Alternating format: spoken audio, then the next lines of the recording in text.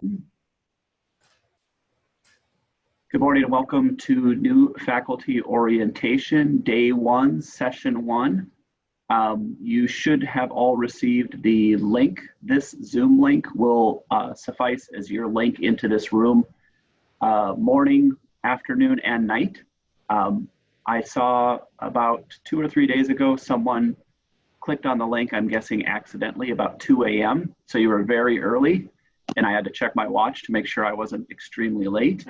But I say that because the intent is to make this kind of a drop-in where if during one of our discussions you find that you need more information, I can send the link straight over to somebody who would be able to hop into those sessions. So I'll start really quickly with an introduction of myself. My name is Jay Call, Assistant Vice Provost for Assessment and Academic Excellence here at Augie.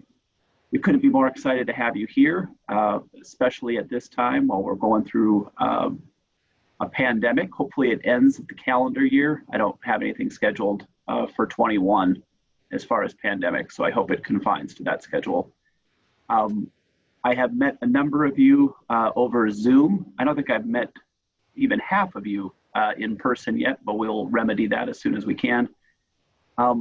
What I'd like to do today is we're going to do brief introductions. So I'm going to go around the horn on my screen here, just ask folks to do an introduction of themselves, the department they work in, and today we will start with your favorite binge candy. So I already told you my name and my title. My department, I would say, is the Provost's office. I work closely with Colin, Mitch, and Billy primarily. A good portion of my work is in the Center for Teaching and Scholarship, and then also on new program development. Binge candy is super easy. It's licorice, especially red vines. I'm kind of a connoisseur to that degree. And so with that, I will hand it over to Liz, and you can introduce yourself. I'm Liz Silva through HR. I'm the employment specialist here. I have had the privilege of meeting you all, and I'm so happy to interact with all of you again. My favorite binge candy is probably chocolate chips right out of the refrigerator. They're great to just pop in your mouth, and they're a nice, refreshing option when you're hot. So that would be mine. Thank you, Liz. Go ahead, Deanna. Hi, I'm Deanna Versteeg. I am the Vice President for Human Resources. Welcome to each one of you. I'm excited to see your faces and to get you on board. So I will be helping Liz and just visiting through the benefits that we offer. I've been with Augustana 30 years. I would like to say that I started when I was just a teenager, but of course that's not the case. My binge candy is hot tamales. We buy the bulk bag and we'll just grab a handful, and that just kind of cures my desire for something sweet and hot at times. So welcome everybody. That was second on my list, Deanna. Yeah, incidentally. Vicki, go ahead. All right, I'm Vicki Hennard. I am hailing from northern Michigan, so I've left my lakes on this very hot summer and had adjunct for Augie for 4 years, and so I'm happy to be here full time in the Lutz School of Education. Probably can't officially say that yet, but that's where I'll be. That's the department I'll be teaching in. Oh, and my binge candy is Swedish fish. Yeah. Excellent.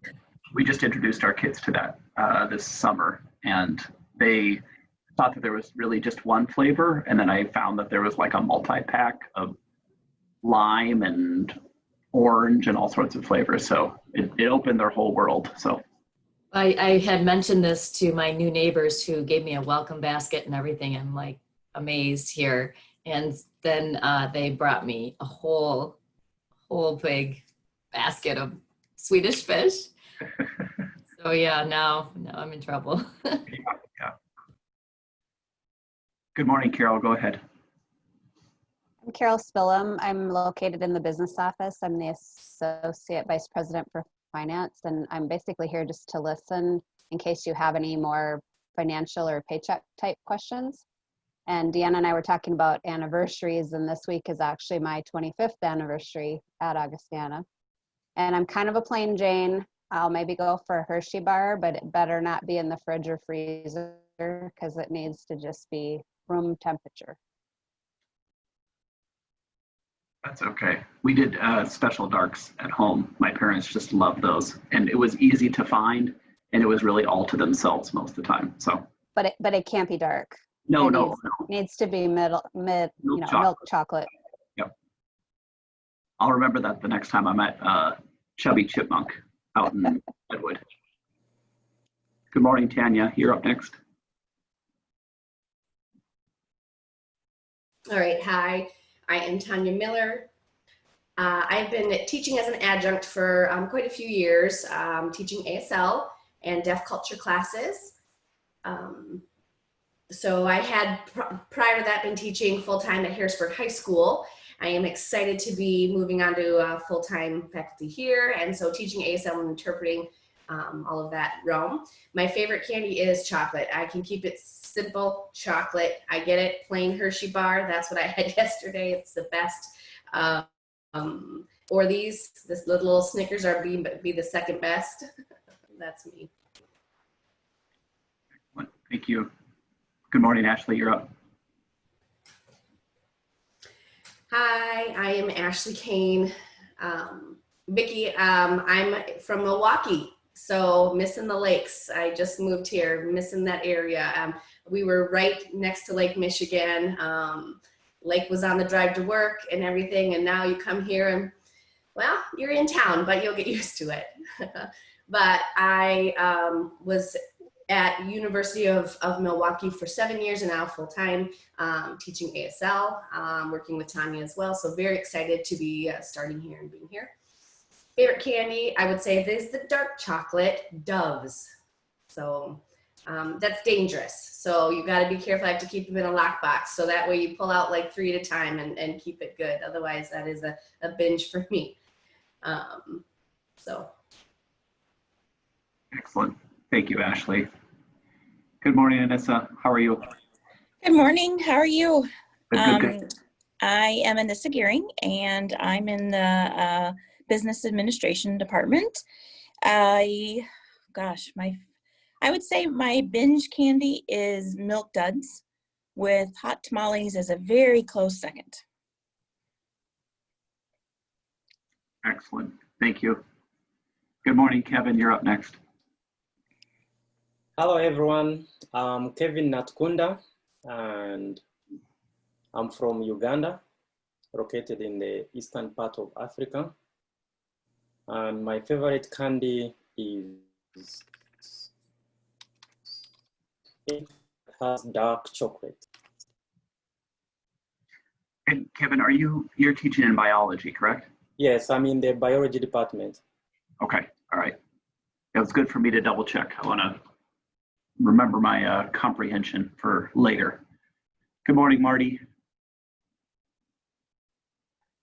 Good morning. I'm the one who can't get my screen to work. It's a new computer, so I'm going to use that as an excuse. I'm with the Department of Nursing and working towards developing a graduate program here. Very happy to be here. The favorite binge candy, there are so many.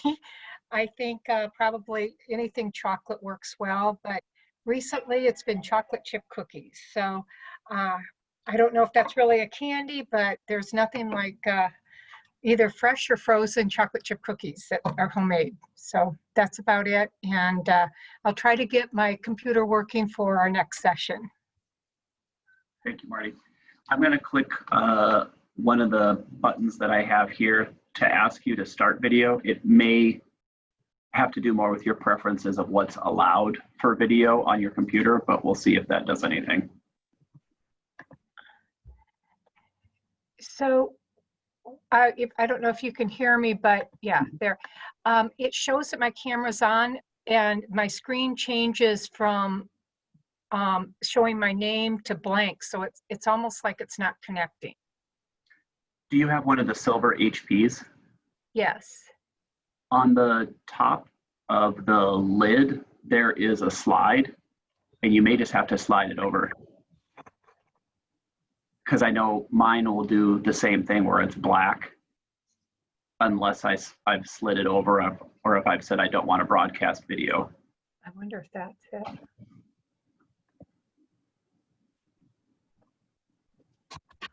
There it is. Had There we no are. idea. Hi, everybody.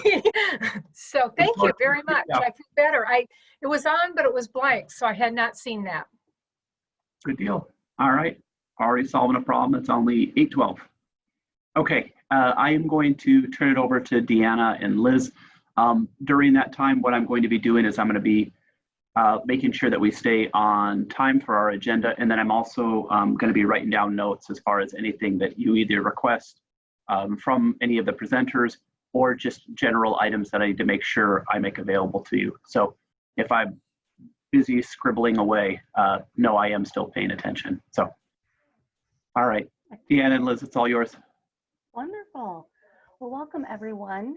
I do have a PowerPoint presentation, so I will put that up very shortly.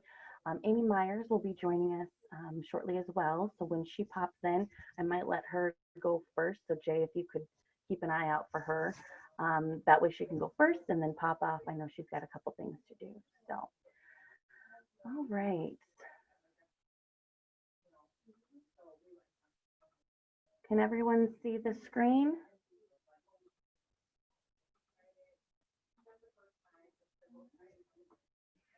All right. So welcome to full-time orientation. We're so excited that you're here. Today we already did our introductions, but we're also going to review who we are. We're going to review a little bit of the portal and campus. We're going to review all the necessary and required paperwork. We're going to discuss benefit options and review important policies.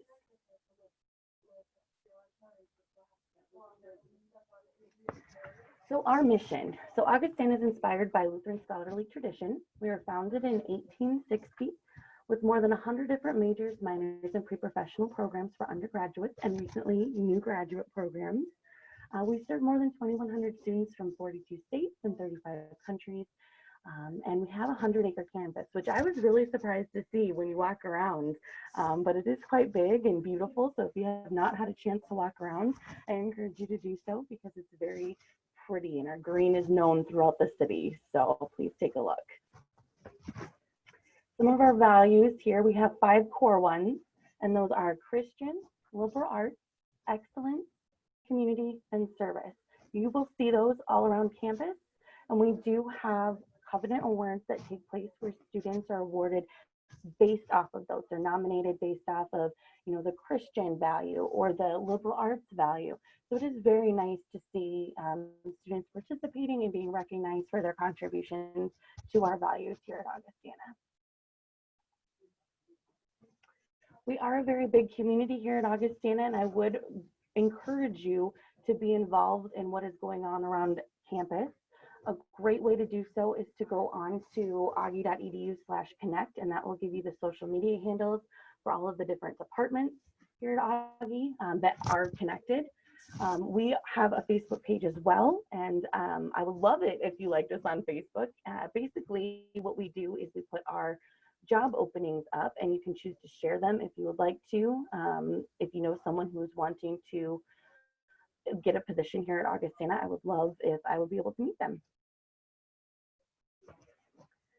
So what I will do is I will briefly talk about the portal and everything that you can find on there, and then I will share my screen and we'll go on the portal together and just investigate a little bit, and you can have any questions that you have.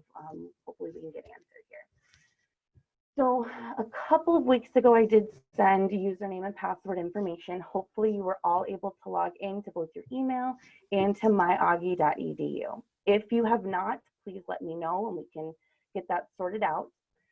But this is where you would go to get onto your portal. So you're going to go to my.augie.edu.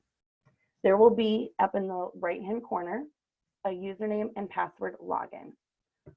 This is what it will look like when you log in, including your checklist portlet. And this is everything that you have to do being new. So it'll show, you know, TIAA sign up, or we have the safety pledge that will be up there. So please, you know, take a look at that and sign it for COVID-19. When you first log in, I'm so sorry, my computer's for some reason frozen. When you first log in, you will see that there will be a responsible use of technology form, and you will want to take a look at this. This is everything that you probably think when you're using a work computer, and that is, you know, don't download any unnecessary software, you know, don't share your passwords, don't do anything that wouldn't be work appropriate, essentially. Really, that's to protect the integrity of the network, the safety of information, as well as protect the professional environment of Augustana. So please take a look at that and review it. That will be both in your packets as well as when you first log into the system. You will be able to find your payroll and paychecks on the portal. They will be under the pay stub and W-2. What's really nice is your W-2 is available for, at least on mine, for about 7 years. I have not been here for 7 years, but there is an option to go back, which is really nice. Generally, you're able to see your pay stub prior to your actual payday. The date of the pay stub is the day the funds will be available in your bank. And as being faculty, you're paid on the 28th of every month, unless the 28th falls on a weekend or a holiday, and then you will be paid the business day prior to the weekend or holiday. Payroll code. So your pay stub is going to be divided into, you know, regular pay stub, and then a pay stub with a little bit more detail, and that's, you know, breaking it down as far as taxes and all of that. Now, there might be a code on there that you're not recognizing why there's a deduction. And this actually just happened to me, and that was for United Way last year. Completely forgot that I had signed up for United Way, and I looked at my pay stub, and there was a little code there. So I was able to go down into the payroll codes, and I found that I had a deduction for United Way. So if there's ever a time you're not sure, that's where you would be able to find that. If there are any payroll changes, which I don't anticipate you would have, but if there are, you would want to make those on noon, 10 calendar days prior to your payroll date. And any changes after that deadline will be held until the following date. You may also manage your direct deposit, which we will do. So I will want you to sign up for your direct deposit online. And also grab your W-2 forms like we talked about. We will also be signing you up for Viking Alerts. And Viking Alerts is a system that was implemented to basically get the word out as far as emergencies or any other time-sensitive information.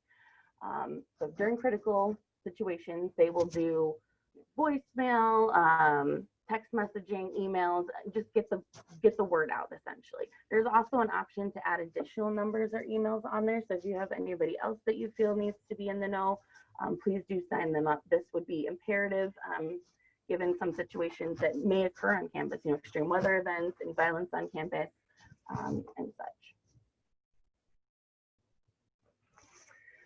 There's also on the website in general, so augie.edu, there is a place for campus safety. Now, campus safety is a great department on campus for obvious reasons, but it is also a place where you're going to get your ID cards. So I did send you a form in order to do that. If you have not done so, please do so by Friday. We will need to have you take that picture, get set up in the system. It is important to also have an ID on campus because some buildings are going to be locked and you'll want, of course, have access to that. If your card is lost or stolen, please contact Campus Safety to assist you in obtaining a replacement. And if you do leave us for any reason, please make sure that it's turned in at the time of your exit interview. Campus Safety also provides escort services, which is nice. In the event that for some reason you don't feel safe going out to your car or walking between buildings, they'll be able to assist you with that. We just ask that you give them a couple minutes to get to your location. They also help, and thank goodness for this because I'm notorious for it, with helping to get into a locked car if you accidentally lock your keys in your car, or also jump starting your cars in the event of, you know, really cold weather, or, you know, your battery just decides to be very stubborn. So they're very great service and they're all very friendly. I encourage you to stop by and introduce yourself. Campus Safety also has an annual safety and security report where they report all of the incidents that happen on campus throughout the year. Of course, we strive to be a very safe environment. There are times that things do happen, but you are able to keep track of those through the annual safety and security reports, as well as the daily safety logs. So you'll be able to see what goes on day to day versus, the entire year. Another place that you can look at this besides on our website is through the Augustana University Safe app. And I was actually just exploring this yesterday, and I can tell you I am in love with it. It is a great app. I would encourage you all to have it. It connects you right to campus safety. It gives you some maps and directions. It links you to the website for COVID information. Gives you emergency tips. So I would really encourage you to explore that, download it. It's just a really great connection. It gives you a location if you're walking across campus and you'd like someone to know. So anyway, explore that and you'll be able to link to these as well. When you go to Campus Safety to get your ID, you will also want to get a parking permit. I also did provide those forms. If you don't have them, I can give you another one. Basically, you will want to have your license plate number and the make and model of your car when you go to get that permit. Parking lots and restricted areas are different on campus. As you can tell, I'm so sorry, the map is a little bit smaller, but the purple areas are going to be faculty and staff areas. And that's the places that you'll probably want to park. Now the Elman Center, you'll be able to park in there as well. But the rest of the lots are reserved for more housing areas. If you have a visitor coming to campus and they're going to be with us for a while and you don't anticipate them wanting to have them park on the street, you will want to get them a visitor pass, which Campus Safety is more than happy to give to you. You'll just want to give them a little bit of notice. Another thing that I want to point out is these little stars on campus, which are the call boxes in the event of an emergency. One of them is just past the library and in between the library and the Matson Center. One of them is in between the freshman dorms here. One of them is over by the athletic fields. And then one of them is over by TUV and then creative services as well. So hopefully all of you have been able to explore campus a little bit, but this is the map. We did put one in your packet as well. So I am in building 3 here, which is the administration building. Some of you I was able to meet in person, so you've already been to this building, but this is where you're gonna find all of the business administration, all of the registrar, admissions, myself, HR. So anything that you probably need will be in this building. Over here is the Library and Center for Western Studies and the chapel. Right across from our building here is the Commons, and right there in 12 is where you're gonna find Campus Safety to get your ID card. Now up here are some of the upperclassmen dorms. We have creative services where they do the mail. A lot of the custodial staff is located over there as well as maintenance. And they do, just some printing jobs as well. If you ever need mass printing, that's where they'll do it. We also have some of the academic buildings, and those are going to be found right here. So we have the social sciences essentially, and then we have more of the sciences, and then as well as like the arts and the humanities, like journalism, religion, that sort of thing will be found over here. Down here, you're going to find the freshman dorms, which will be moving in very shortly. I'm excited about that. And then along the perimeter, we have some of the other housing options available to students, and then the Sioux Falls Seminary. Now this is the south side of campus, which is located across the street from 33rd, and you have all of the athletic complexes, including the football field and the Elman Center. And we also have Heritage Park, which is a couple of older buildings and a church that they've moved in, I believe from Canton, which is really neat to go explore and see some of the history behind those buildings. So I will stop here, and what we'll do is we'll go through the portal a little bit. So I'll stop sharing my screen and share the portal. But this is where we would normally fill out our employee information. So your employee, your emergency contact information on the portal. So if you have access to online right now, certainly go on there and fill out your emergency contact information while we're going through it. This is where you would also fill out your I-9 form. And I left in specific instructions on that, but essentially you will want to fill out everything that is green or highlighted green, and then also write NA in any fields that do not apply to you. So, you know, an additional name, or if you don't have an apartment number, all of those fields do need to be filled in. Your W-4, and we will sign up for direct deposit and Viking alerts as well.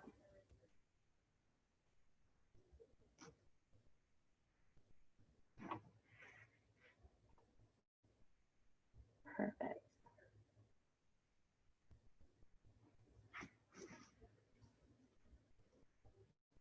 Liz, I sent a quick email to Amy just to double check, and I haven't heard back from her. Oh, I know okay. Academic Working Group was going to meet at 9, and I think she's typically on that. Oh, So okay. Perfect.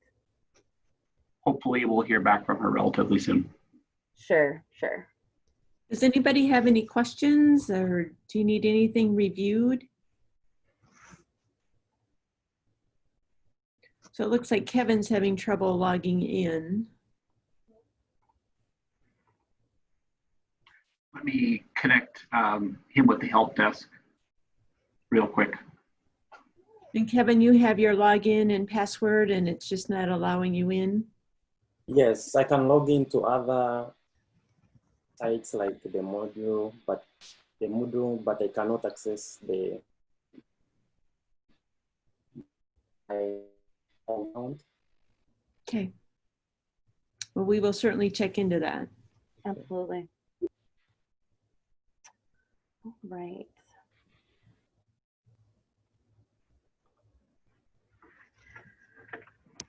Can everyone see the portal page? Perfect. So this is where you will go, my.augie.edu. You can also go through the website as well, but this is the easiest route for me to get there, especially when I'm in a hurry. But this is where you're going to log in right here. Once you do, you will see, you know, that checklist portlet that we were talking about, any important announcements. You have the campus COVID information right there on your front page, which is really nice. And then, you know, help, you forgot your password, you can contact that help desk. Now, the areas that you're probably going to be accessing the most are going to be faculty and staff and BuzzBook. So if you have not explored BuzzBook yet, we will do that first because it's a really neat tool. So this is how you're going to find people on campus. And it's a great tool if you're wanting to learn people's names and associate them with faces. So let's say, for instance, that you are looking for somebody who's named Mary, and they are going to be a junior. You're going to find the Mary that's a junior. So that's very nice. You don't know their last name, but you know those two bits of information. Same with faculty. So if you are thinking, wow, I can't remember who's all in HR. I know that I need to talk to someone. You can scroll down to Human Resources and just search the department, and you'll find 4 people that work in HR, including me. And I was lucky enough to keep my senior college picture, so I will be 22 forever in my BuzzBook photo. So just a really great tool for you to get to know people around you as well as the people in your department. The other area that you're going to utilize a lot is going to be the faculty and staff area. There you're going to find many different tabs on the left-hand side to aid you, including the business office where Carol works, where you can find just different tools to assist you, you know, payroll questions and policies, accounts payable, budget and actual reports. This is where you would find that to assist. I'm going to focus mostly on human resources here.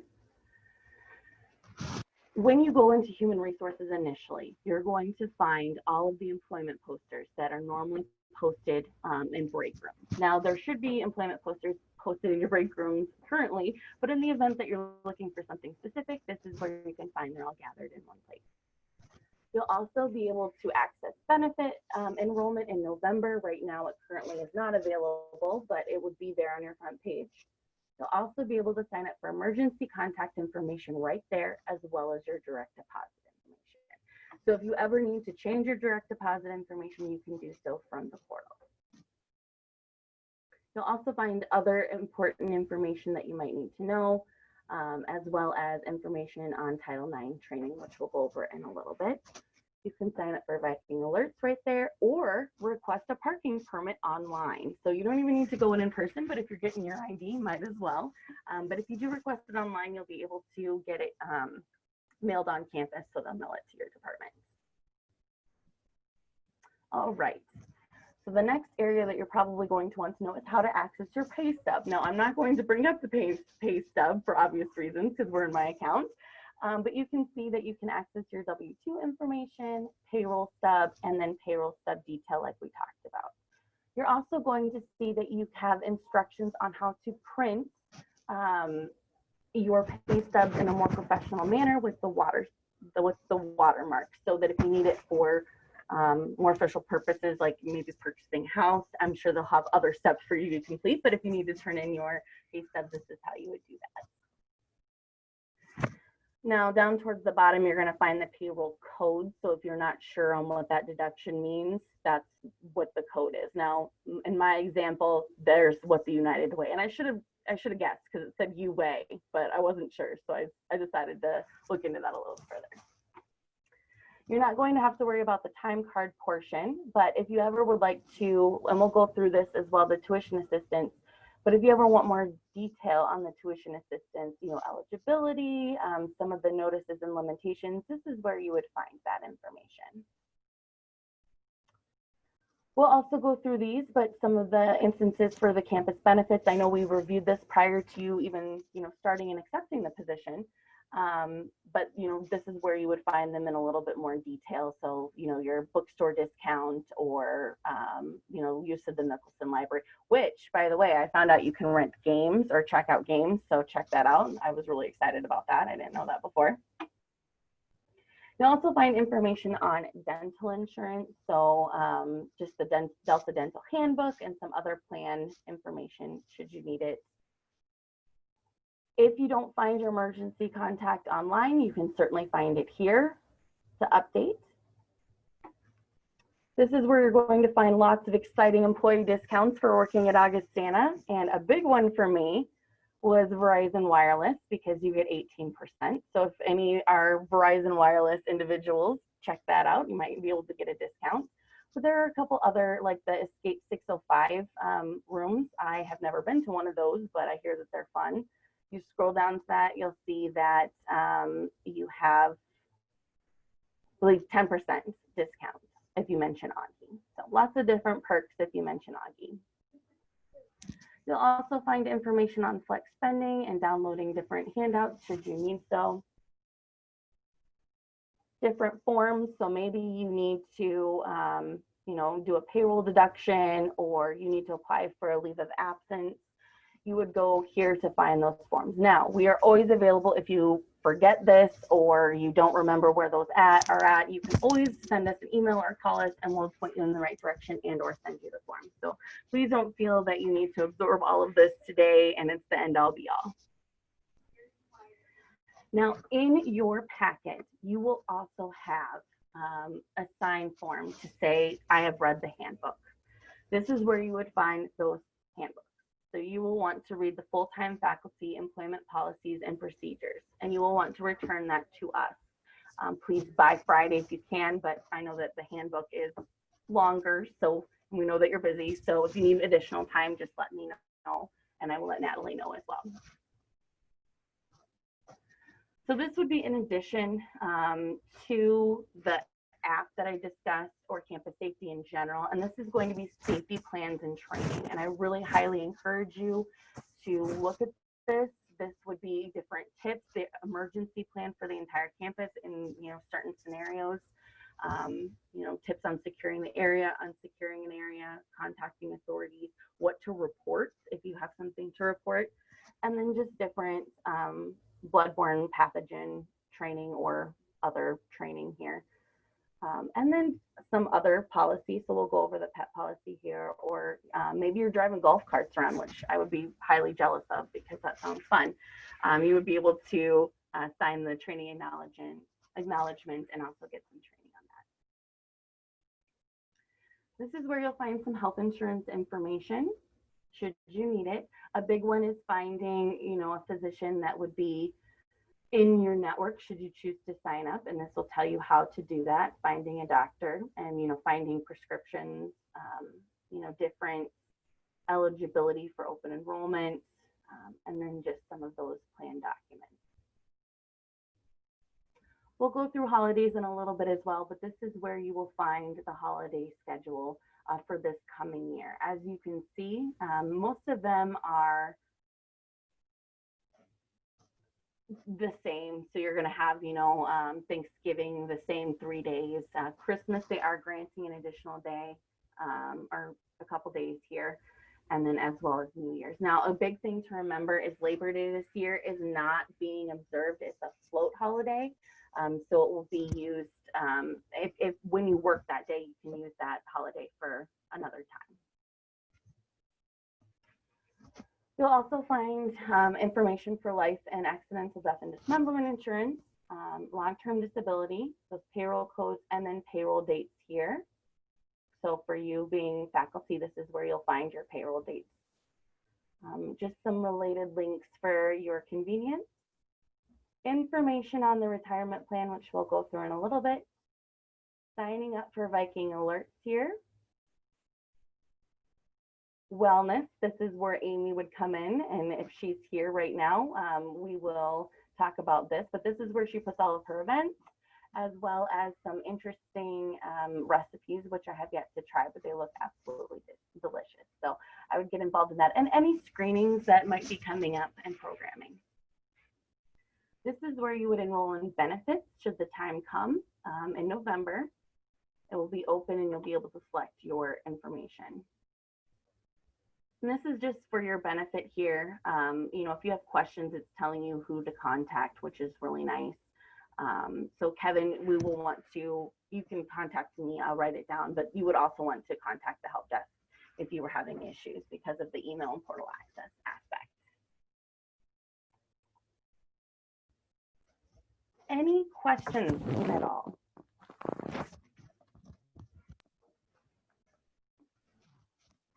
Well, you guys are a really easy crowd, but please don't take that as a challenge to ask more. But you're a really easy crowd today. All right, so we will continue. Jay, did you hear anything from Amy at all? She's just logging in right now. Oh, perfect. Unmuting. Good morning, Amy. Good morning. Good morning. I'm sorry for my delay. It was the first day of school, so I had to get my 4 kids off this morning, and the traffic was crazy. I've never seen, I live in Brandon. There's no traffic in Brandon, but today there was traffic and it was all over. So I welcome you all to Augustana. This is my 17th year at Augie, and I always tell everyone on campus I have the best job, and I really think I do. It's a wonderful place to work, and it's full of wonderful people, and I'm very grateful that I'm here. My background is I graduated from Augie in the nursing program. I've worked geriatrics, pediatrics, and done some managed care for wellness, large insurance plans doing wellness initiatives. So that's kind of my background. My goal at Augustana is to make it easy for you to make healthy decisions, to attend screenings, and take care of yourselves. You're very busy people, and my goal is to make taking care of yourself easy. And I have a team of people that help me with that. They're the Healthy Oli team.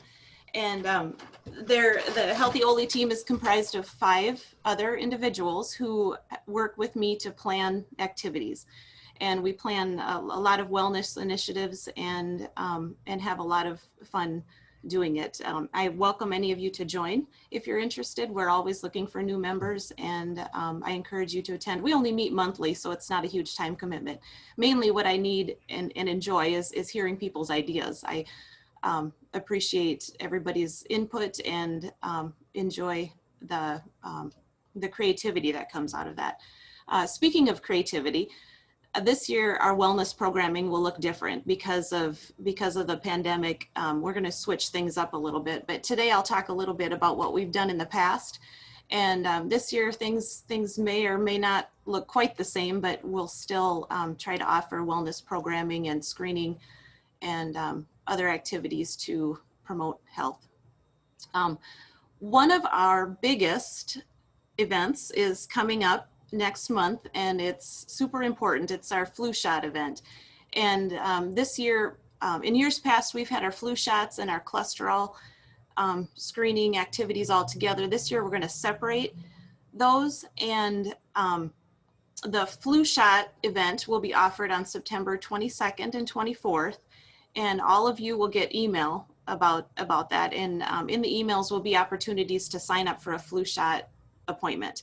And what makes this event extra fun is our nursing students get to give you the flu shots. So that's kind of fun. They get practice, and it's a good event for everyone.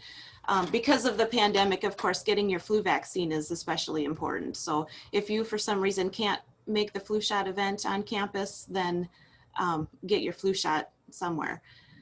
The flu shots are billed to your insurance. It's Sanford Occupational Medicine brings the vaccine and they do the billing. So if you are covered under Sanford or many other insurance plans, they will do the billing.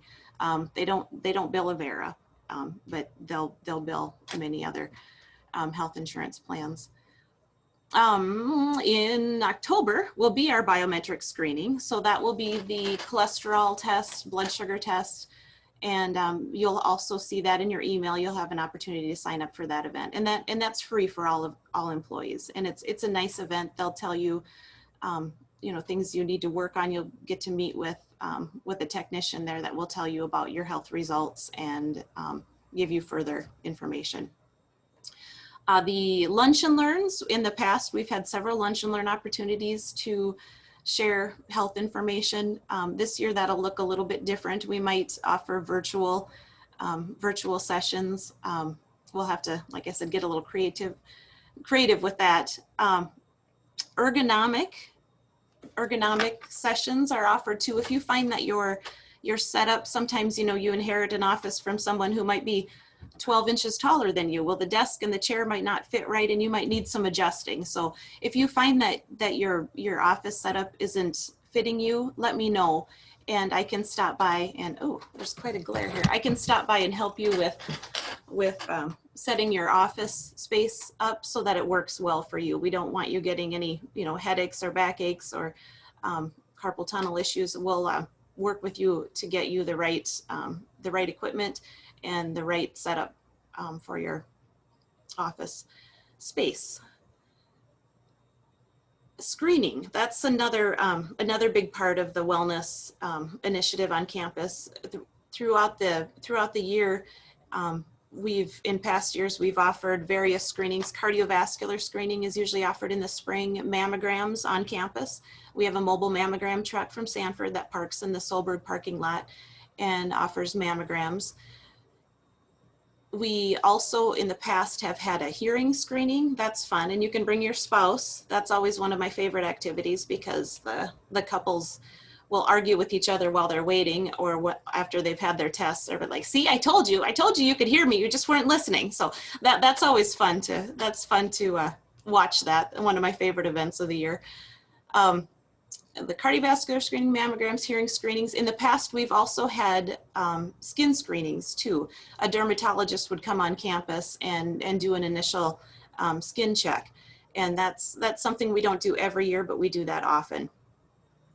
I'm rattling through everything fairly quickly. Another part of my job is to help you if in the unfortunate incidents that you have a health issue or someone in your family has a health issue, or you have yourself or a family member needs military leave, you'll be eligible for Family Medical Leave Act protection. So if you are in any of those circumstances, let me know, and I can help you with that. I also handle workers' compensation issues too. If you find that that you are hurt at work, definitely let me know and I'll help you through that process. My office is located in the lower level of Solberg Hall. That's where I'm sitting right now. It's quite quiet because the clinic isn't open yet. but I'm here Monday through Friday. My hours are, I'm not sure what it says on the handout, but 8 to 4, 8:30 to 4:30. 8:30 to 3:30. Okay. Usually I'm here longer than that, but you can, that's the campus clinic hours. Thank you for putting that up. Liz, you're on the ball. The clinic is located, like I said, in the lower level of Solberg Hall. And there is an RN staffed. She's from Sanford. There's an RN staffed Monday through Friday from 8:30 until 3:30. And they prefer you to call ahead, especially now with everything going on. It's better to call ahead and make an appointment, but they do take walk-ins. So if you need to walk into the clinic, you are welcome to do so. There's a certified nurse practitioner, Becky Moen from Sanford is here, and she's here Monday through Thursday from 10 to noon. And so if you need anything, if you need, if you feel like, maybe I think I might have strep throat, I think I should get that tested. I think I, have questions about my my blood pressure. If you don't have a provider or you need a provider, call the clinic and they'll get you set up with care through Sanford.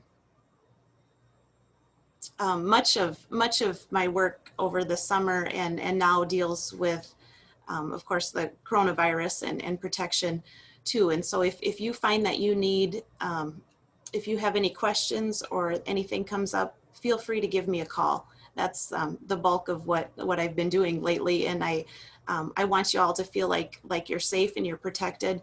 And there's a lot of people on campus that have been working for a long time to make the best plans possible during this situation. So I just want to add that in there too. If you have any questions about our protocols, any questions about how things will be handled, if someone is diagnosed with coronavirus in your class or a coworker, and you have questions about contact tracing, just give me a call. Let me know, and I'll do my best to find the answers for you. Okay, I think that's it. Usually I go off my notes, and I was in such a rush to get here, I forgot my notes. So I'm not sure just what I said, but I think did I hit the high points? Liz, Carol, Deanna, have I forgotten anything? I don't think so. Okay. Okay. Thank you and welcome. Thank you so much, Amy. Take care. Okay. So as Amy mentioned, she does take care of workers' compensation. So starting on your first day of employment, you are eligible for workers' compensation. So that means, if you're on campus and you slip and fall, and you would need to utilize that, that would be there for you. If you do have something happen, you will need to report that within 3 days. So I know that sometimes we'll go with the slipping and falling incident, on ice. For me, I often get up and think, oh my gosh, did anyone see that? I'm so embarrassed, and then I'm fine and I walk away. Still report that because, 2 weeks from now, you might say, wow, I really messed up my lower back, or wow, something really happened. So make sure you report that right away or within 3 business days. Failure to promptly report or your injury may jeopardize your eligibility for those workers' compensation benefits.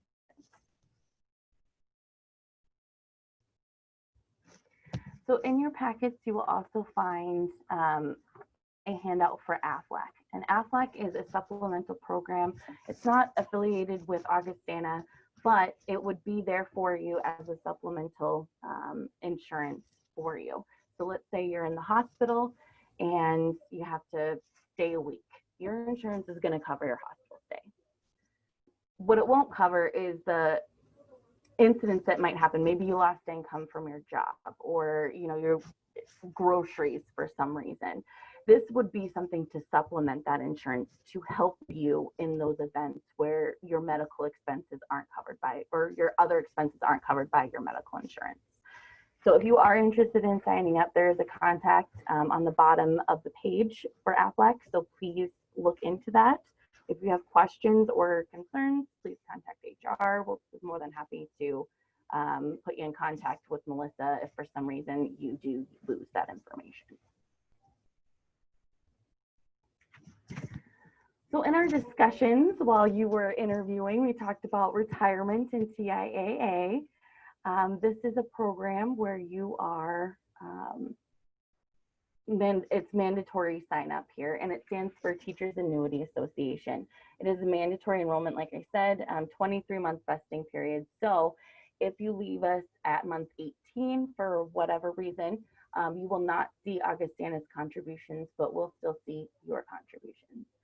Now, in your packet, there is a checklist as well as directions on how to sign up for TIAA, and you will want to do that. That is your responsibility to do. While you were signing up, you do have the ability to sign up for a supplemental retirement annuity or a Roth. So both those are available if you want to contribute more. So let's say you were like, I want to contribute more than 4%. That's when you would open up that additional account. There is a form also in your packet for is it called a payroll deduction? I can't remember off the top of my head, but it is next to the TIAA.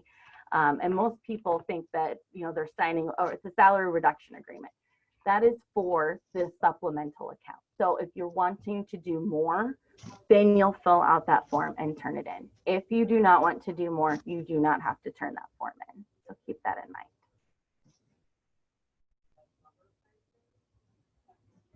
Augustana also offers short-term and long-term disability. It's for all regular full-time employees as defined by the university handbook. The waiting period is first day for short-term disability, and the elimination period for faculty is 0 days. The maximum period is going to be 90 scheduled days or contracted work days, and the percentage of income replaced is 100%. Now, the long-term disability, again, is for regular full-time employees as defined by that handbook. The waiting period is first day of employment, but the elimination period is going to be 90 days.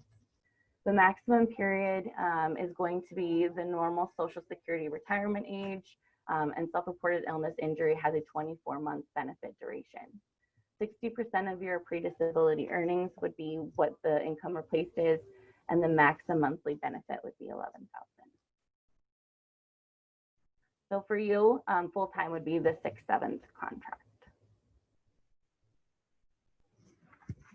Augustana offers basic and additional life insurance, and it would be what your 1 year's base salary is with a maximum of $50,000. Your spouse will have $5,000 of life insurance coverage, and dependents would be $2,500. So you also have the option of signing up for additional life insurance today without having to fill out one of those forms for insurance eligibility, like a survey of sorts, up to $350,000. And I'll go over the rates here in a second, but it's also in your packet too. If you decide 5 months from now, whoa, I should have signed up for additional life insurance, you will have to fill out one of those surveys in order to do that. Now, in a couple months here is open enrollment. So say you don't want to sign up for additional life insurance, but you think, I should have purchased more. You have the ability to increase your coverage by 10% during the open enrollment period. So you can up that, purchase that $10,000 and then pay it per paycheck, just every open enrollment period without having to fill out one of those forms. So this is going to be what those rates are. And as you can see, there's the optional employee life rates and the optional spouse life rates. So let's say, you know, you're between the ages of 35 and 39, it's 6 cents per $1,000 per month. So it's pretty affordable. So if you are wanting to purchase more, you just have to do the math on what that looks like, fill in that form and get it to us. And you do have the option of purchasing optional child life insurance as well. And this is what that looks like. You know, for 2000, it would be $47 a month. Any questions on life insurance or anything else? If I can just interject, if you sign up for the life insurance today, the optional life insurance, there are no questions asked. So you don't have to fill out an evidence of insurability. But if you decide at open enrollment time that you do want to sign up for the life insurance that you didn't at orientation time, then you do have to go through evidence of insurability. So if you are looking to add additional life insurance, we suggest you do it today so that you're guaranteed that amount up to $350,000. And that applies to the children as well. If you want to get additional coverage for your spouse, then they are only allowed 50% of the amount that you elect, or $50,000 maximum, no questions asked. So again, if you want anything above that $50,000 for your spouse, then you do have to go through evidence of insurability to get that additional coverage. Thank you. Anybody have questions on that?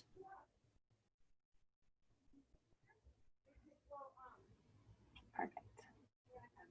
So we will move into medical benefits here, and this is showing who is eligible. So all employees working 35 hours per week or teaching a minimum of 6 7 are eligible for benefits. So that's where you are falling as well. And anything below that will fall into steps on what you're eligible for and what you're not eligible for. So the forms for the life insurance, Tanya, are going to be in your packet. Did you receive those?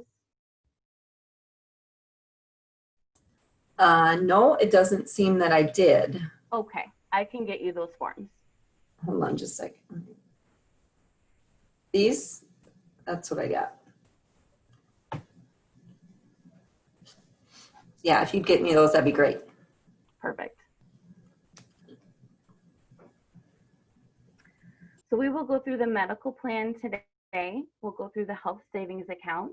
We'll also talk about flexible spending, tools and resources, our dental plan, and then just next steps.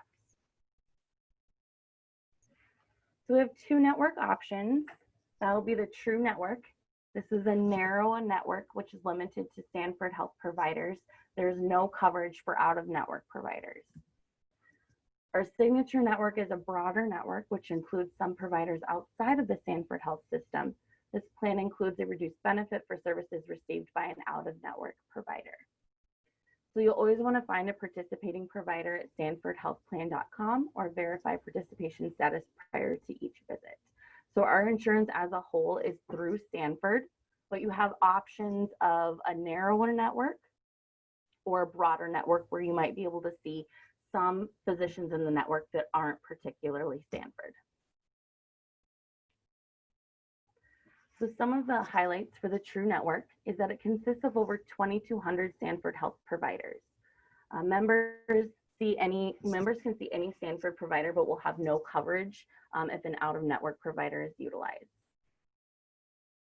There are some exceptions. So let's say you go to California, there's no Stanford out in California, but you have an emergency, you broke your leg, you have to go to the emergency room. You would be covered because it's an emergent situation. If it is not, like you have the sniffles or something like that, you would not be covered. So keep that in mind as well. Eligible employees must reside in one of the designated zip codes. So this was expanded in 2020. If you're curious about if you're covered in those zip codes, you would want to contact us or go online to determine that. Subscribers who cover spouses and or dependents who permanently reside out of the True Network service area are not eligible to enroll in the True plan. However, college students who attend school outside of the True service area are eligible for the True plan, but they would not have any coverage except for that urgent or emergent care. All elective services should be received by the provider in the True Network. If you do move outside of the service area, you will want to notify Stanford and us within 30 days, and then you'll automatically be moved over to the Signature Network. This is what that True Network plan looks like. Within the True plan, as well as the Signature series, there are 2 options. You can go with the traditional plan, which is everything that you think that insurance is with, you know, the co-insurance and the copay, or the high deductible health plan, which is you pay everything until you hit your deductible. Now, some benefits of each are, of course, you know, the copay for the traditional. But the high deductible health plan has the deductible is the same as the out-of-pocket maximum. So it's $2,500 for both single or $5,000 for family. It's a little bit more for the traditional plan. So the out-of-pocket maximum is $3,000 for single or $6,000 for family. So it really depends on what is beneficial for you and your family. An example I like to give is if you are having surgery of sorts, it might be beneficial to do, a high deductible health plan, because maximum you're going to pay, for single is $2,500, where maximum you're going to pay is $3,000 for traditional. So you're saving a little bit of money in that part. We'll also go over the health savings account here, where there's benefits to having that with that high deductible health plan. There's prescription coverage for the traditional plan. There's some drugs that are generic where it's going to come with a $10 copay. Now, if you're getting a 90-day supply, that would be $30 because you're paying per month there. There are some that, range differently, so 35 or 50, but they do have a list that you can look up. Now, high deductible health plan, there is a $5 copay on select preventative medications, and there is a list in your packet on what those preventative medications are for 2020. Now, they are always changing, so please make sure that you keep up to date on what prescriptions are eligible. But if you do not have that preventative, then it would be, paying up to your deductible there. As you can see with the True Network, out of network is no coverage, except for in the event of an emergency room, which is $150 copay, or the deductible, then 0%. Any questions on the True Network at all? Deanna, do you have anything to add? No, I don't think so. I think, if you have an individual situation that you have questions about, please don't hesitate to reach out to me or Liz, and we're happy to walk through the details. Perfect. So the Signature Series is that wider network. The highlights of that are you might be able to see someone in Avera that would be in network for that Signature Series. It is these are basically the same, except for the out of network portion, which you can see has some coverage versus the True Network where there was no coverage, except for in the event of an emergency. So any questions on the Signature Series? Deanna, do you have anything that you would add? They're basically the same except for the out of network.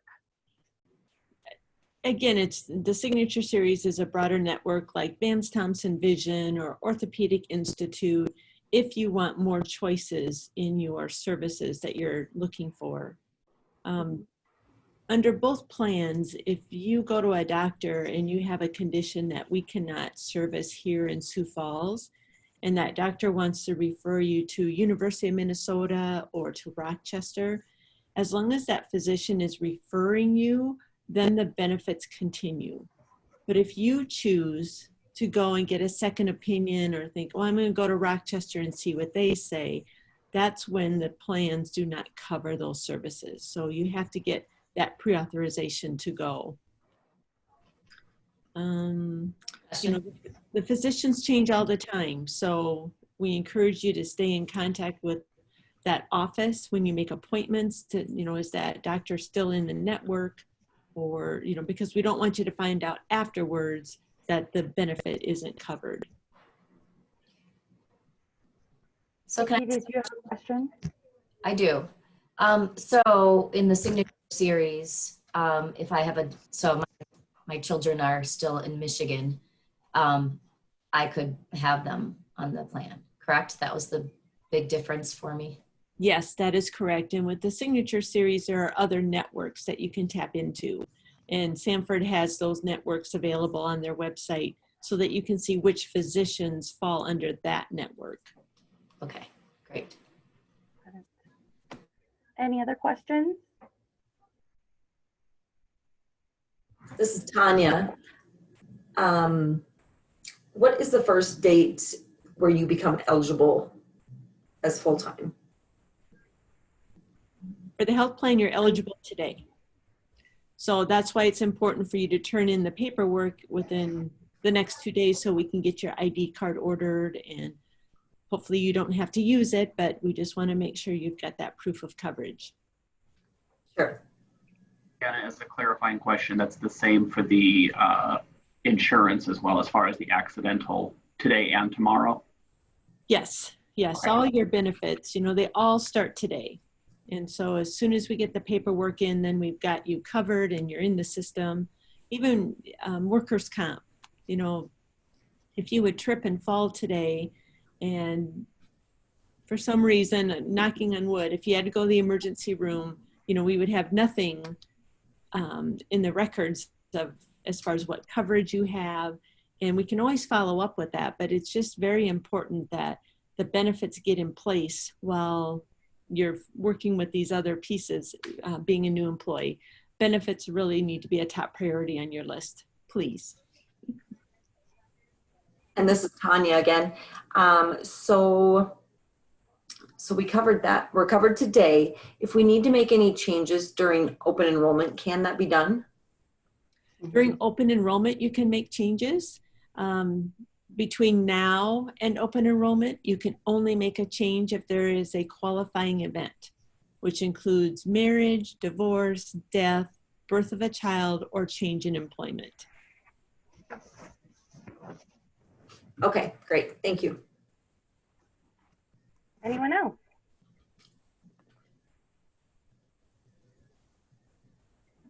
Great. So as we discussed with the high deductible health plan, there is a preventative prescription list. Select generic preventative prescriptions will be paid at 100% after a $5 copay. This includes, you know, medications for high blood pressure, high cholesterol, diabetes, depression, asthma, cardiac conditions, and more. There's a full list, again, in your packet, but it can also be found on our portal under the health insurance tab and at stanfordhealthplan.org. Some medications may require prior approval to receive them for the $5 copay. And again, this list is updated periodically. So this is what that monthly premium is going to look like for the Signature Series and the True Network based off of your level of coverage. So let's say that you are wanting family, that would be 8% for the Signature Series and 6.8% for the True Series, which again is that narrower network. If you choose the high deductible health plan, Augustana does contribute money into an HSA, which is a health savings account, to help you cover medical expenses. So for example, if you're doing family coverage at the high deductible health plan level, you're going to do $1,440 into your HSA. And your deductible is $5,000, as well as the out-of-pocket maximum. Already, that's $1,000 less, but then you add in the money that Augustana contributes, and it's quite a bit less. So again, what your family is looking for and what is right for you is what I would encourage you to do.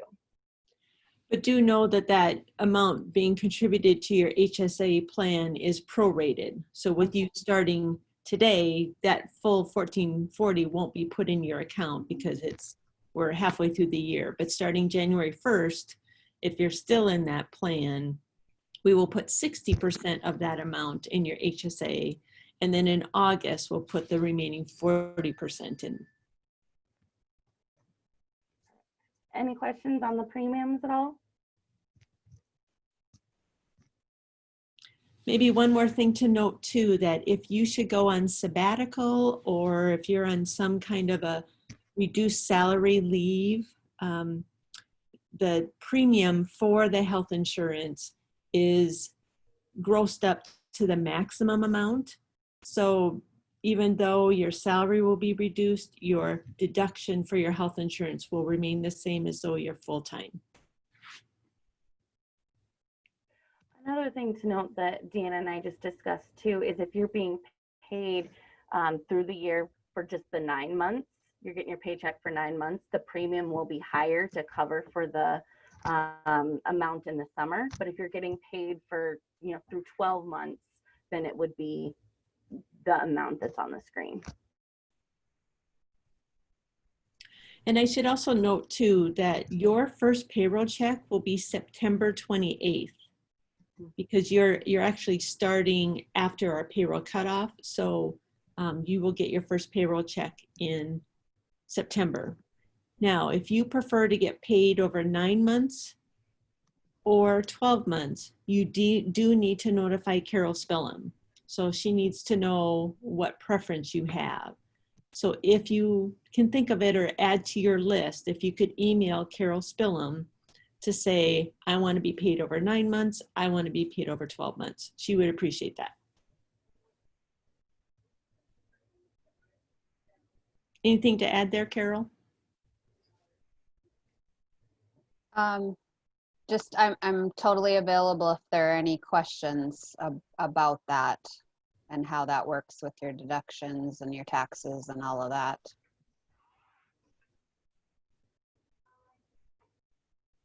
Great.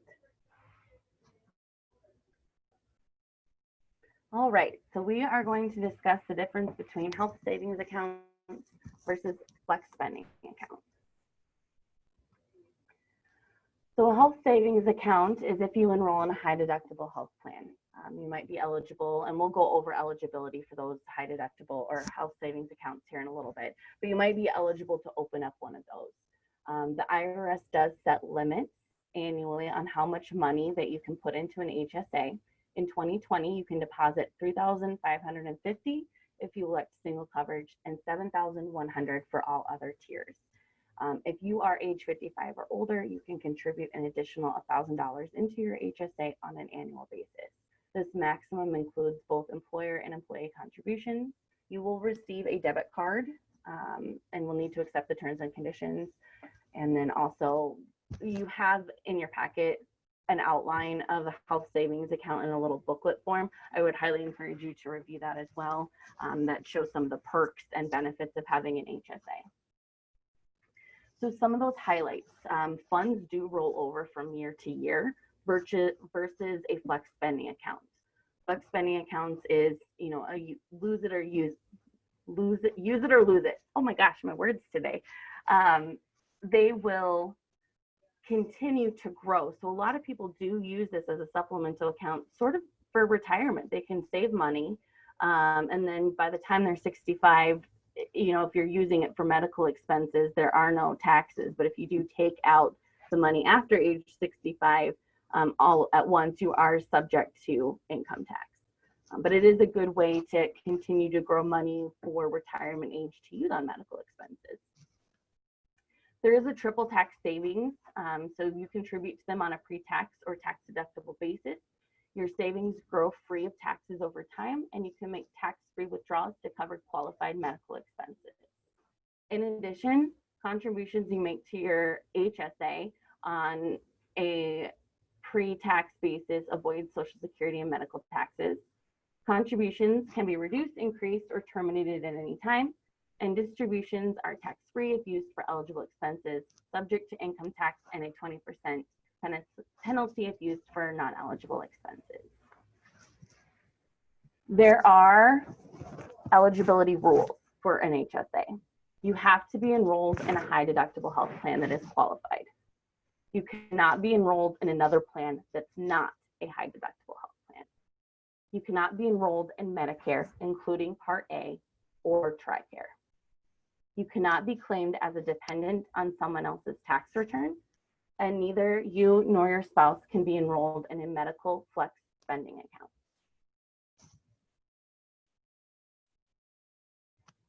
For individuals 65 years and older, HSA distributions can be used for non-qualified medical expenses without facing the 20% penalty. However, income taxes will apply for non-medical distributions. This rule is regardless of whether the individual is enrolled in Medicare.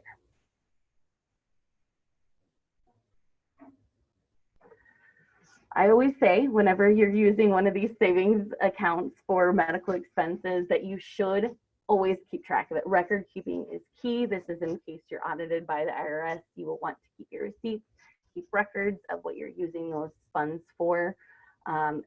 If they do request receipts, failure to provide those receipts could result in having to pay a penalty. So please make sure that you are doing your due diligence and writing those records down and having your receipts. So flexible spending accounts. Flex dollars are going to be pre-tax contributions to pay for unreimbursed health, dental, and vision expenses. So this would be for your traditional plan. You cannot do a flexible spending account with a high deductible health plan. That would be the health savings account. So this is if you're going with the traditional plan. You can choose to enroll in the flex spending account to save money for those eligible medical expenses. Those could be, deductibles, out of pocket, co-pays on prescriptions, over-the-counter medication, or over-the-counter supplies such as, contact solutions, Band-Aids, could include, prescription eyewear, contact lenses, and LASIK. There are contribution limits, including medical, which is $2,700, and then dependent care, which is $5,000. Any questions on a flex spending versus a health savings account? I do, Liz. Did you say then you have to be in the traditional insurance to use a flex spending account? Yes.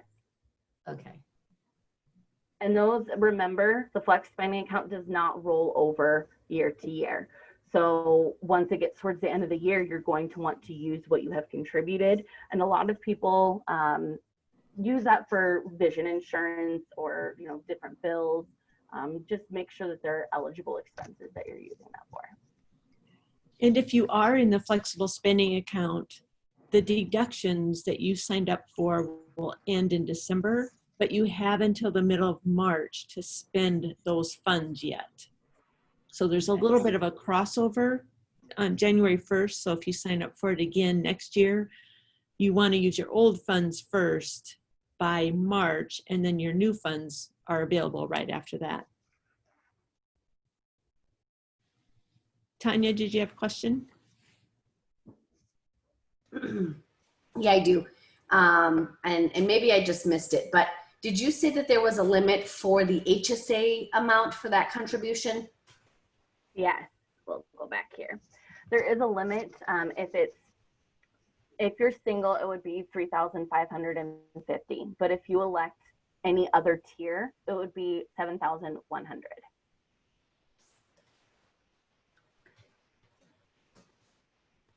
Got it. Thank you very much. You're welcome. Anyone else?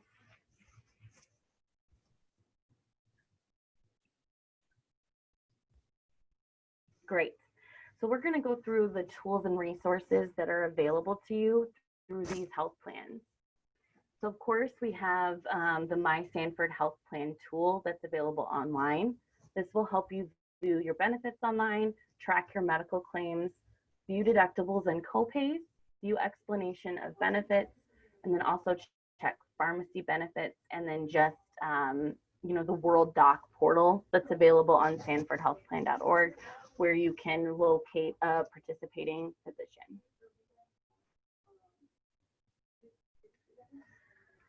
There is also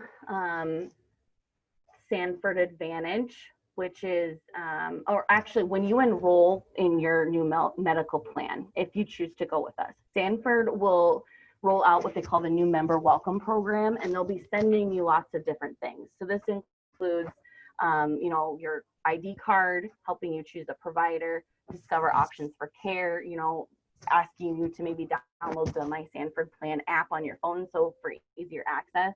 They'll also, walk you through accessing your portal and signing up for MyChart as well. If you don't have a My Sanford account, they can create a secure online account for you. So they'll kind of walk you through with supplemental documents for those plans to help you get started. My Sanford chart is a really nifty tool. If you don't already have it because you recently relocated, I would highly recommend you get it. It helps you schedule appointments online, communicate with your care team, access your test results, request prescription renewals, view your recent clinic visits, and access Lucy, which is a personal health record on mysanfordchart.org.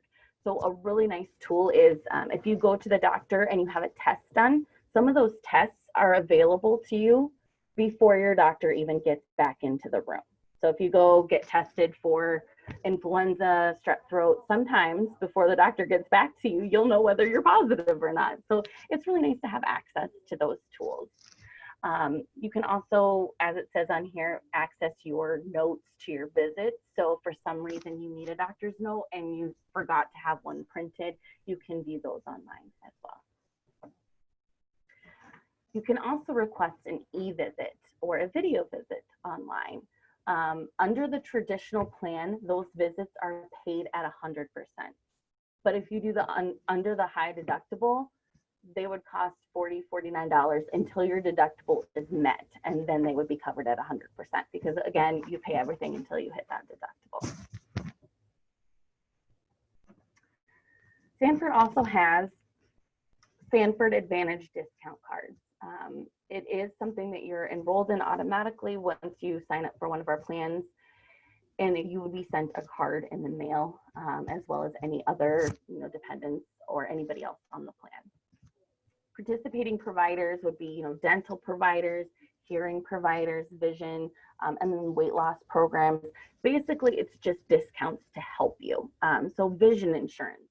We don't have vision insurance here, but through this program, you would be able to get discounts on seeing a vision provider. So you would want to go to carrington.com/co-Sanford to look at those providers. Same with hearing. Maybe you need, a hearing aid or something like that. They would help you and assist you in getting those, and maybe supplemental discounts for dental as well. So this is not an insurance plan. Again, this is something that would be, just discounted prices on those services. You can find those participating providers, at provider search on Carrington. Depending on the provider, you may be able to use your benefit coverage and discount card for services. There are certain members, so if you're thinking, oh, I can go to this place and use it, you need to check, because if they're not part of that network, the discount won't apply. You can also get additional cards if they're lost by going and calling and or visiting the website. I will provide this PowerPoint to you so you have this information, because I know it's a lot and it's hard to write down everything really quickly. So I'll give this to you so that you can keep track of it.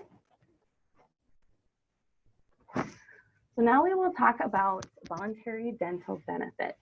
So you're eligible for health insurance right away today.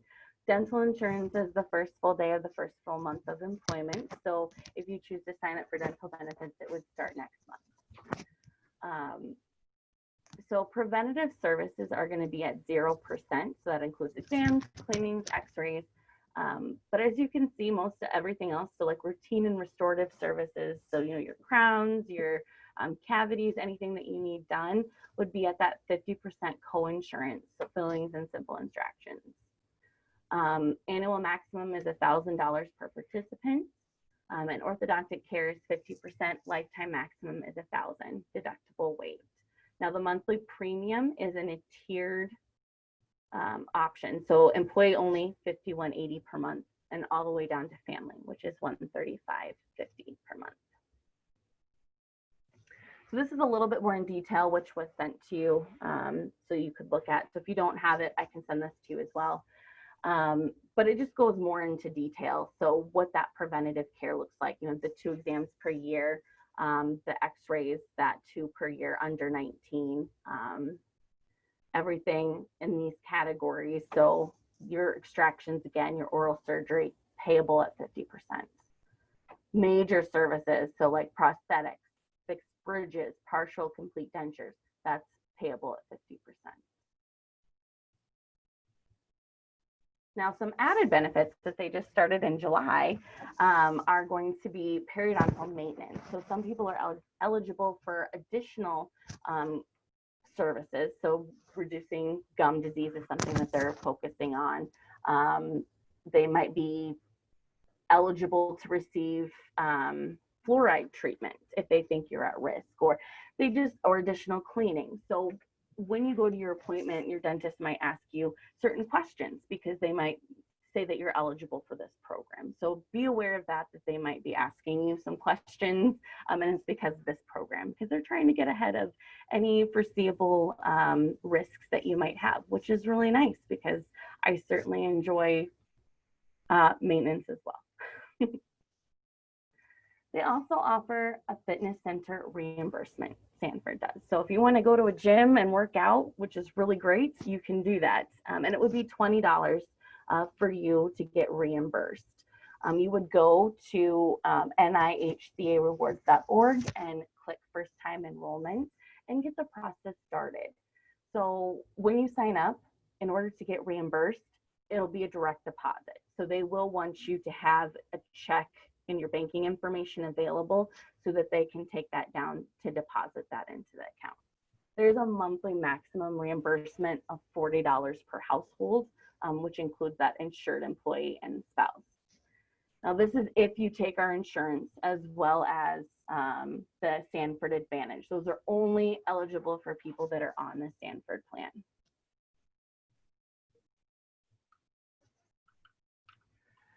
So some additional advantages that we have here at Augie are through the Hartford Group, and these are really our employee assistance programs. We have that EAP, which is really an opportunity if you need to talk to someone, which is completely confidential. They'll hook you up with a counselor where you can have a face-to-face visit, and that would include this, issues such as depression, personal relationships, substance abuse, and family matters. There would be 3 sessions per year, which is really nice. There's also services available for financial information and resources. So if you're thinking about managing a budget, tax questions, retirement, there are some people that are available to assist you in those. There's also legal support and resources. So, you know, if you're having problems with, you know, buying a house, bankruptcy, maybe divorce, they're there to help you through that. There's also 25% reduction in customary legal fees from participating attorneys. Health and benefit services. So you can check for additional health care benefits that might come up, you know, preparing you for an upcoming doctor visit, coordinating appropriate health care, you know, cost estimates for covered or non-covered treatment. So these would be in your packet as well. But if you ever need more information on any of this, please contact us. We're more than happy to help you with any of that. Now, open enrollment is held during the month of November here. At this time, renewal of current benefits and new benefit elections will become effective January 1st of the following year. That place on the portal that we discussed is where you would enroll, and you will receive an email from us asking you to sign up and participate in open enrollment. I would highly suggest just getting it done when you see the email. Wait until the last minute is stressful for you, and we certainly want you to have the coverage that you need. So just when you see it at the beginning of the month, take care of it, and that way you don't have to worry about it for the rest of the month. Changes can be made mid-year if there is a qualifying event such as marriage, divorce, birth, death, or change in employment or losing insurance. If you feel you have a qualifying event, please contact us and we will discuss that with you if you feel you need to change that insurance. So some next steps, as Deanna said, benefits are highly important and we want to get you signed up as soon as possible. Please fill out your health and dental enrollment form as soon as possible. Did I freeze? I feel like I'm having internet issues. I'm so sorry if I'm freezing. Please fill out your paperwork and return it to us by Friday, close of business. This includes your I-9 form, your W-4 form, as well as your benefit form. We need to have those in. We have a strict deadline of Friday. If you're declining, oh, go ahead, Deanna. No, I'm sorry. I just wanted to say, and we prefer to not have you email anything that has your social security number on it, just because we don't have a secure email system. So for those of you who are maybe off campus, we have to work out another arrangement so that we can be sure to get your documentation. Sure. And for those of you who have not already done your I-9 form, we are required to see 2 forms of ID for the I-9 form. And that is in person. So we have to see real documents live in person. So if you could bring those documents to us, we would be able to verify them. Natalie will be here, I will be here. And it'll be a great chance to see you in person and visit with you, which is nice. And on your way, you can also get your ID down at Campus Safety. So really good time to circle through. We'll get you set up and get your paperwork taken care of. If you choose to decline coverage, please fill out the back of the form under declination of coverage. Make sure that your decision with the FSA and HSA, you check those if you would like them. And there's supplemental paperwork in there to fill out if you are signing up for those. All individuals will need to sign the assignment and authorization section on the back of the form. Tanya, I will check on that for you. I know that you've worked here previously before. It really depends on how long it's been and when you did it initially. So I'll look into that with Natalie and I'll get back to you on that. Thank you.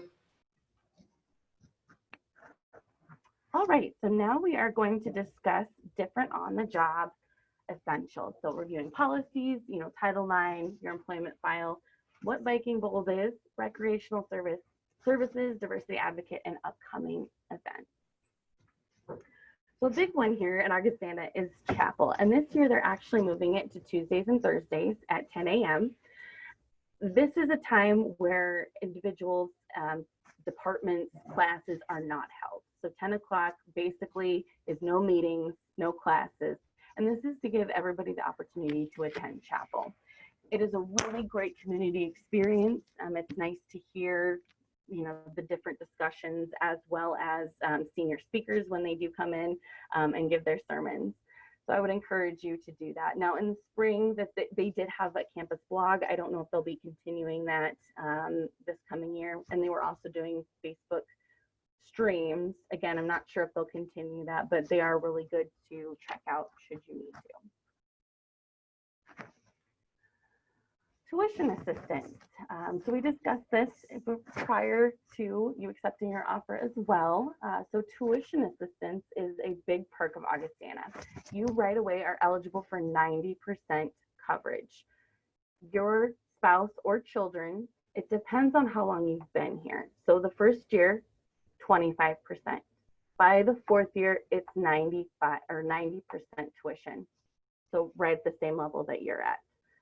Tuition exchange is an opportunity that opens doors and creates opportunities for other educational institutions. You would need to apply for this and it's not always granted. So if that's something that you would like to explore, you would want to start that process early so that you are able to get an answer prior to the deadlines that you might face.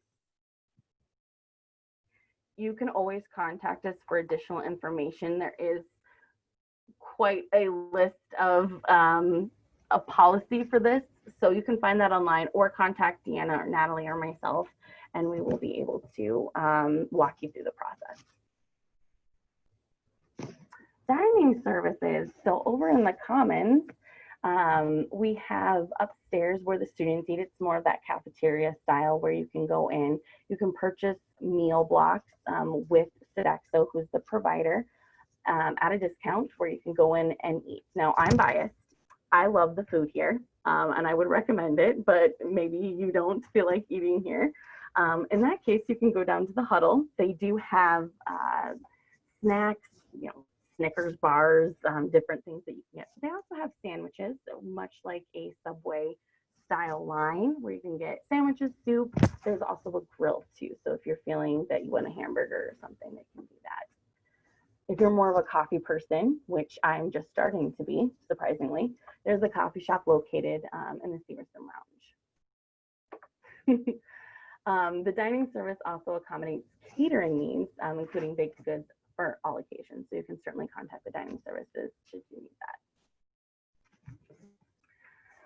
Our ticket policy is you are eligible to go to different games and events on the Augustana campus using your ID. That includes yourself. It includes your guest. You can have one guest with you, which is another perk of getting an ID. So make sure you do that. There are exceptions to this rule, and that includes Viking Varieties, which is the nice variety show that they put on during homecoming, or Vespers, which is a very nice show that they put on at Christmas time for the choir and band, and just any playoff games. There are some plays that you're able to purchase them online, which is really nice. You can go on there and reserve your tickets. So if you're a play person and you like to attend the theater, I would highly encourage that as well. I'm more of a theater person than I am a sports person, so I utilize those a lot more. You're also eligible to use the library, so checking out books. And as I said before, I just found out that you're able to check out games, and they look pretty exciting, so I might be doing that this year. You'll just need to have your ID card with you in order to do that.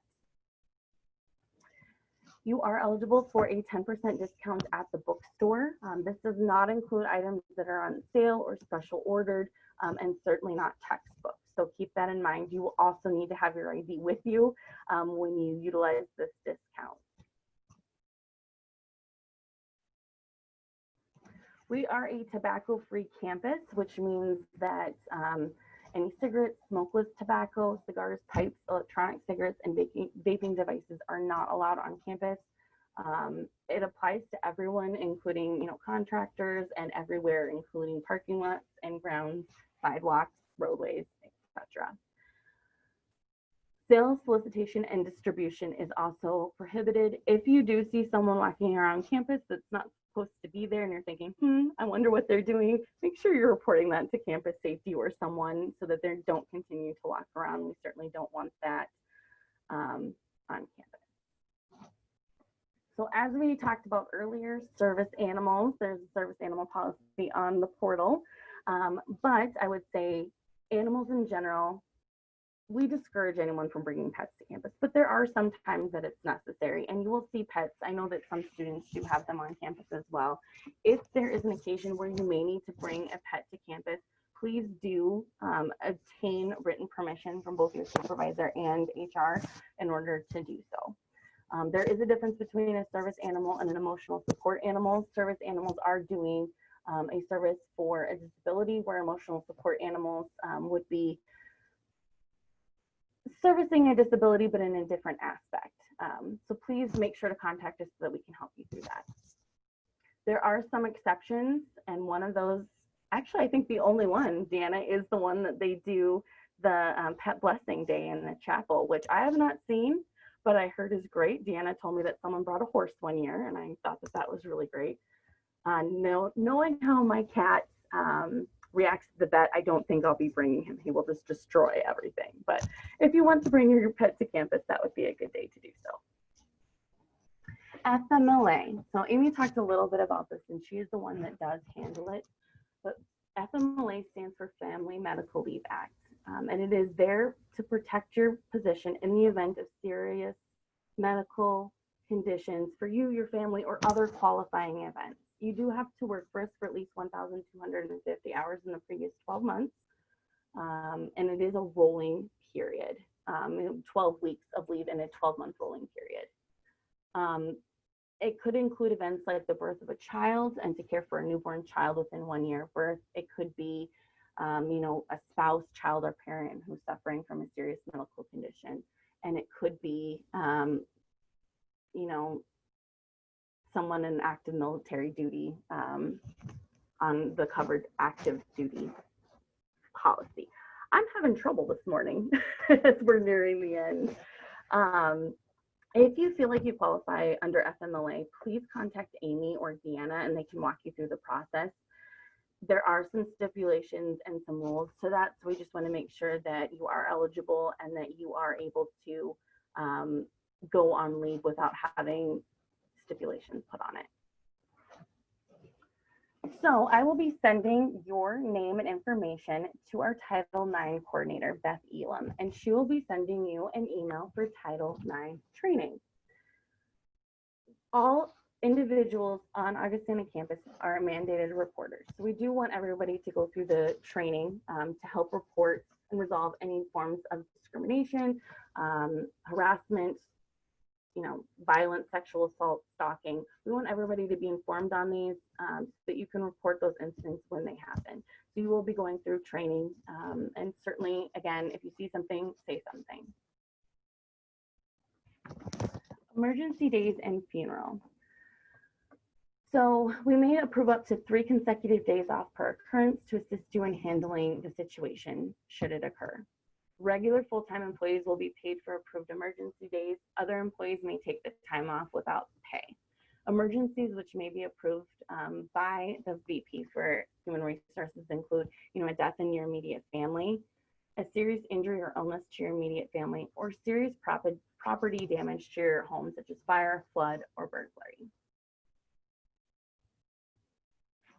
Here are the holidays we were talking about earlier. So we have New Year's Day, Good Friday, Easter Monday, Memorial Day, Independence Day, Labor Day, which again this year is a float holiday, Thanksgiving Wednesday, Thanksgiving Day, Thanksgiving Friday, and Christmas Day. Now additional days are being granted this year for New Year's and Christmas. So New Year's is Thursday and Friday, which Friday is that New Year's Day, and Christmas is Wednesday, Thursday, and Friday. Your employee file is treated with the utmost respect and confidentiality. It is literally behind a vault, so please rest assured that it is confidential. It does contain information which is very valuable, and should you feel you would like to see it, you certainly can. We keep things in there like your documents as well as your application materials. If you email, like let's say you email financial aid and you say, I would like to move money from here to here, or I would like an increase in a deduction for this, they might also print those off and put those in your file as well.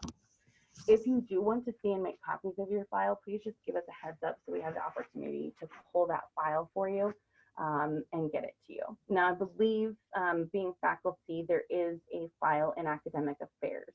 Is that also correct, Deanna and Jay, that you know of? Yes, Academic Affairs holds a file for your academic records. And so that holds your student evaluations, any awards that you might receive, those kind of things. So there's really 2 separate files, but HR holds the employment file, which is something, that's just necessary to keep all the documents.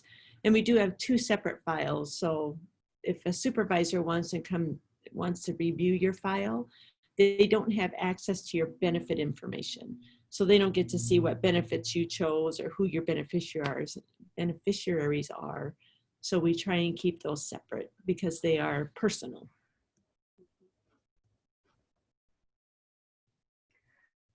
So in your packets, you will also have received a booklet on Viking Bold. You'll hear this a lot throughout campus, but really it is a campaign to follow through on our Vision 2030.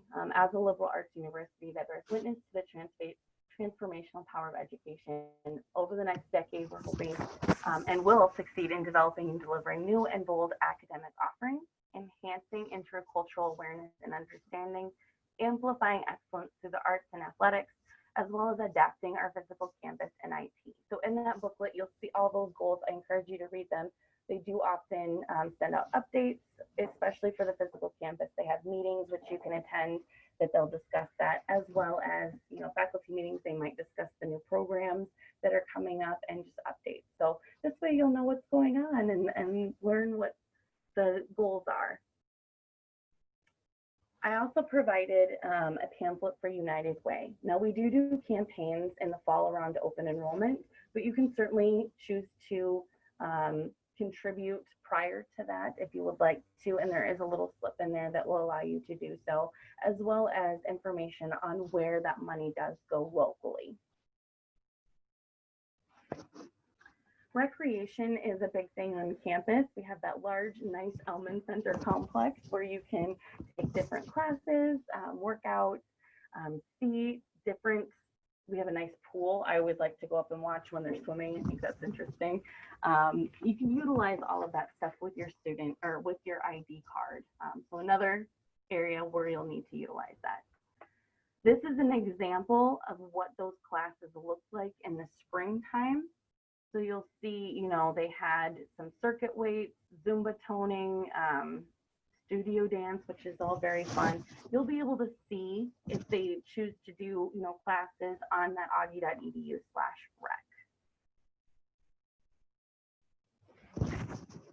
Augustana is very passionate and very dedicated to increasing diversity on campus, as well as awareness on diversity and inclusion. Our Director for Diversity and Inclusion, Willette Capers, is providing classes to become a diversity advocate. And what a diversity advocate is someone who has taken 10 courses over 20 hours to graduate with that title. Those courses are offered at different times. They could be hybrid, online, in person. I would encourage you to participate.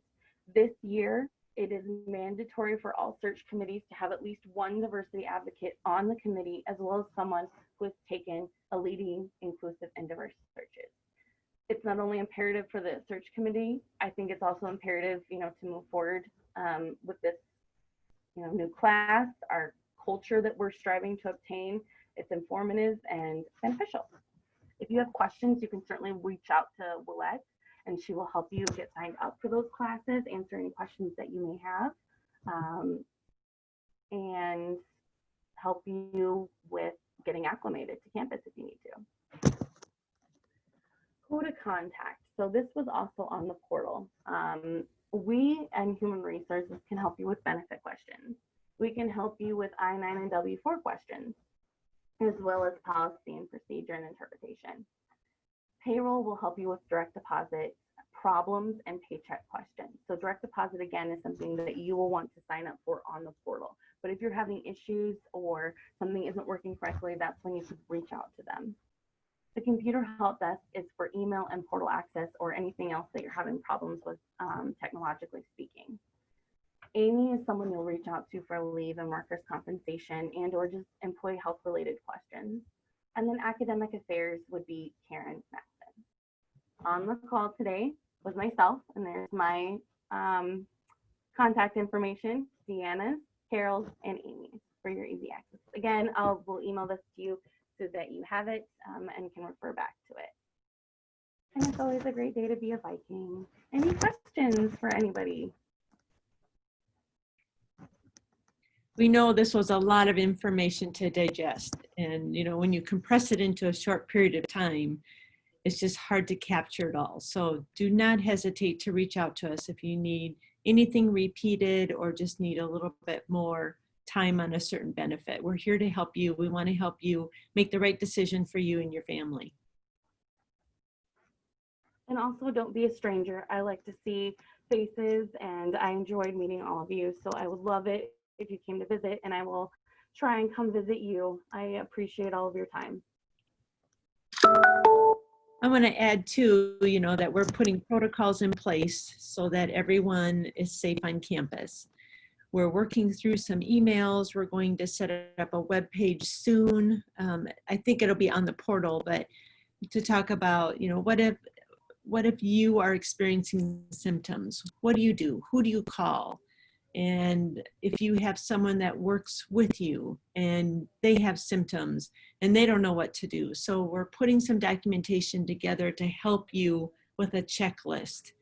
And hopefully that will come here in the next couple days.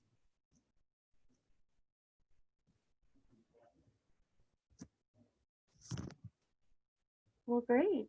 It was a pleasure to see all of you. I wanted to just mention that on Liz's chart, my name is listed at the bottom and it's a different number at the top for payroll, but please don't hesitate to contact me directly, especially right now when you're new, because we've been having some of these conversations and we can just continue the conversations about the newness of your setup for all of your benefits and your contract.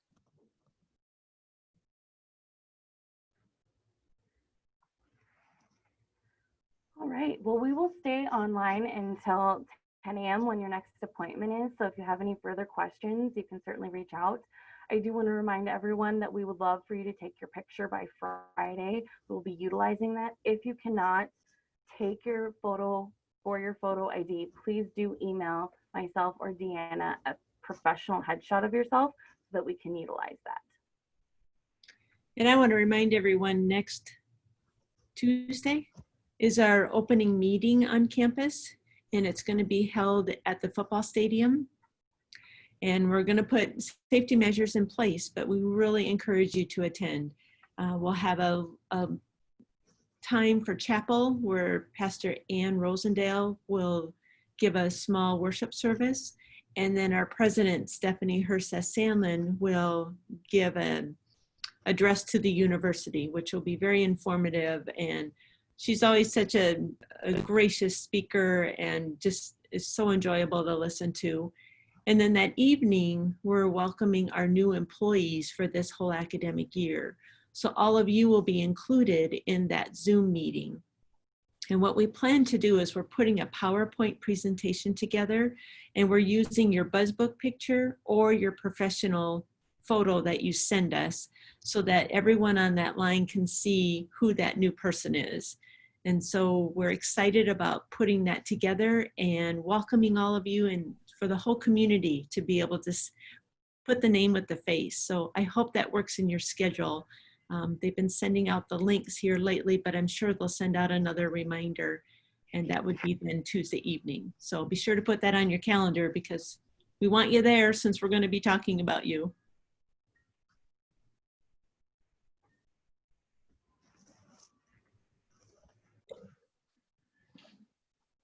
Good morning and welcome to our second session of new faculty orientation. My name is Jay Call, Assistant Vice Provost for Assessment and Academic Excellence here at Augie. We are so pleased to have you. We are joined for this session with President Stephanie Herseth-Sandlin and Colin Urban to talk through mission, vision, and core values here at Augie. We have a couple of other folks who have joined us. They're going to essentially listen in. But as we did with the last session, I would like us all to do a quick introduction of ourselves so that we can get to know each other. There is a bonus question that I'd like you to answer.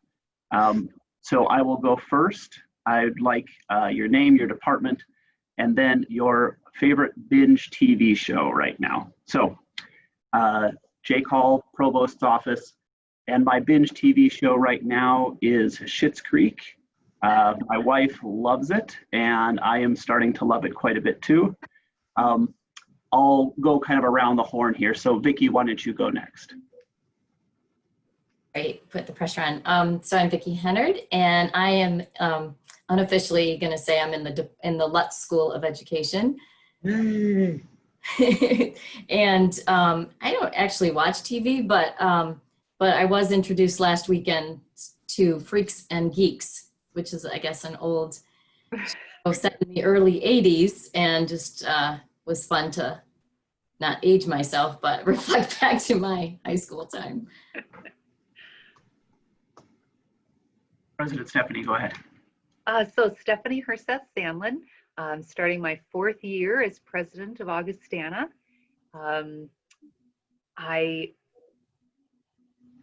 This is really bad for me to admit. So I couldn't figure out Netflix for the life of me for a while, and I would just get quickly frustrated. I'm a Gen Xer that straddles the digital divide, and we can just get our on-demand through Midco. And we started hearing from so many friends who had Netflix, and we should watch Schitt's Creek, or we should watch that, or we should watch this.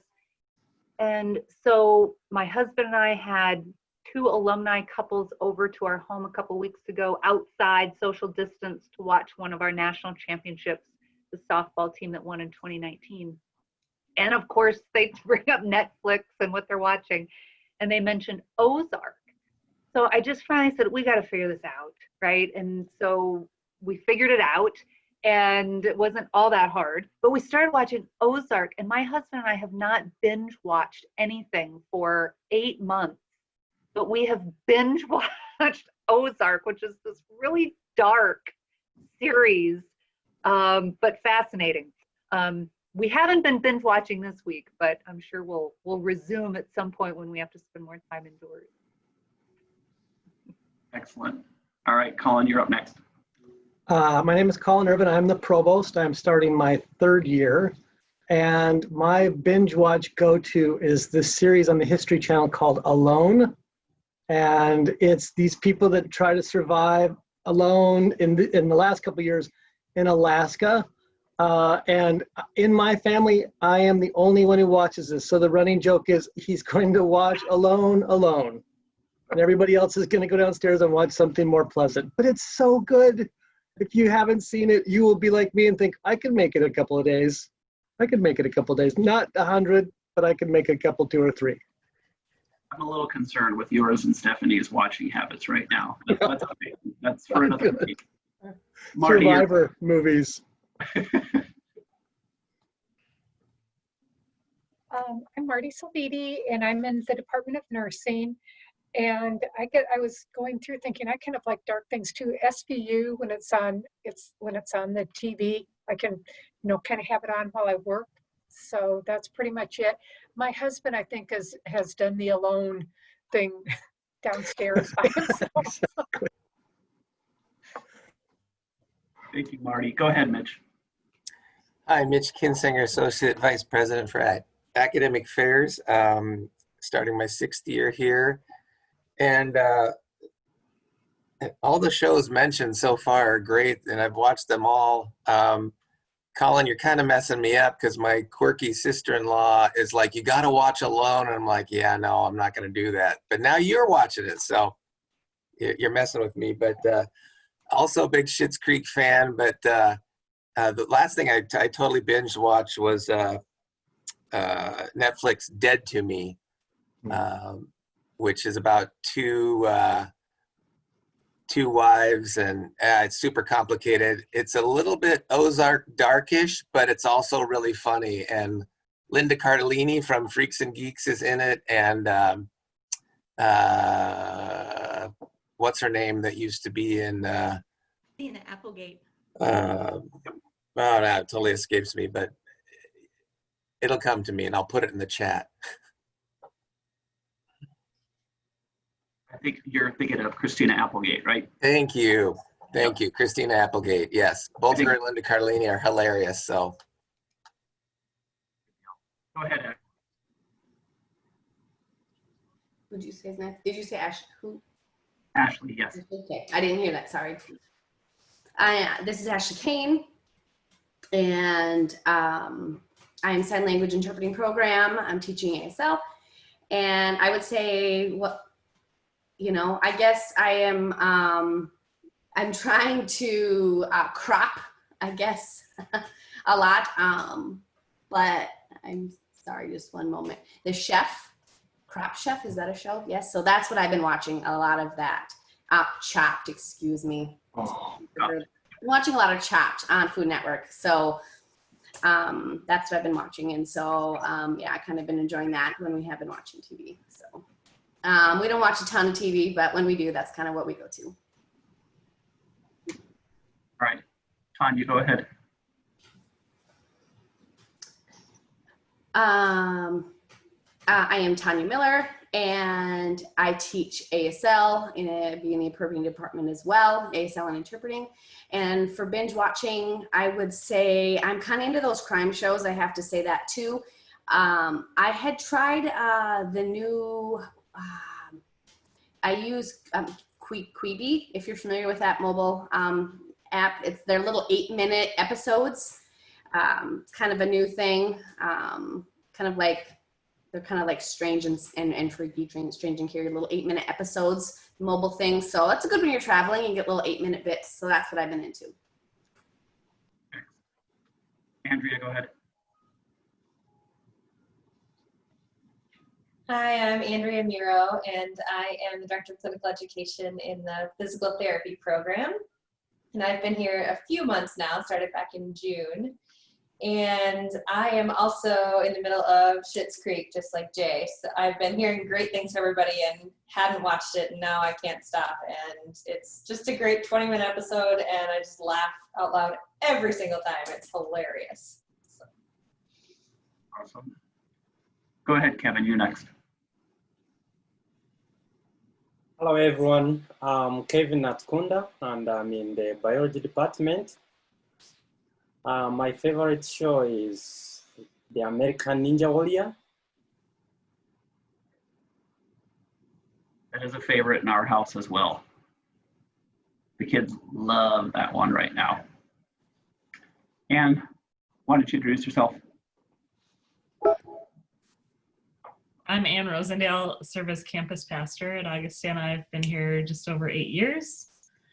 So my kids are 4 and 2, and so we watch a lot of Disney Plus in my house. So the last thing I binge watched was how they made Frozen 2. That was which was really interesting, by the way, if you've watched Frozen 2. I'm also a shameless fan of The Bachelor and The Bachelorette, which is awful, but I love it. I get hooked in every season.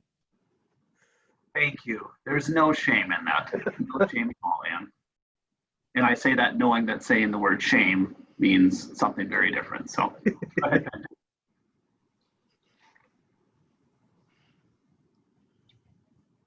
Peg, you're up.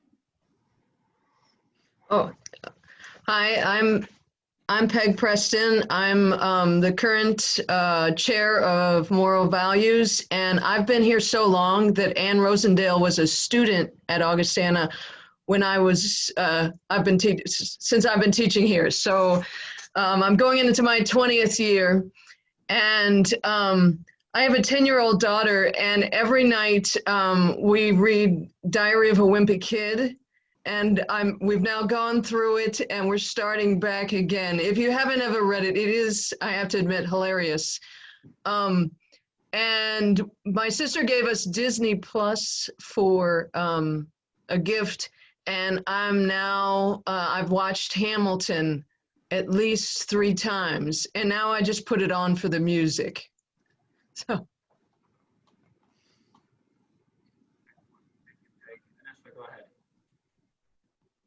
I'm Vanessa Gearing. I'm in the business department.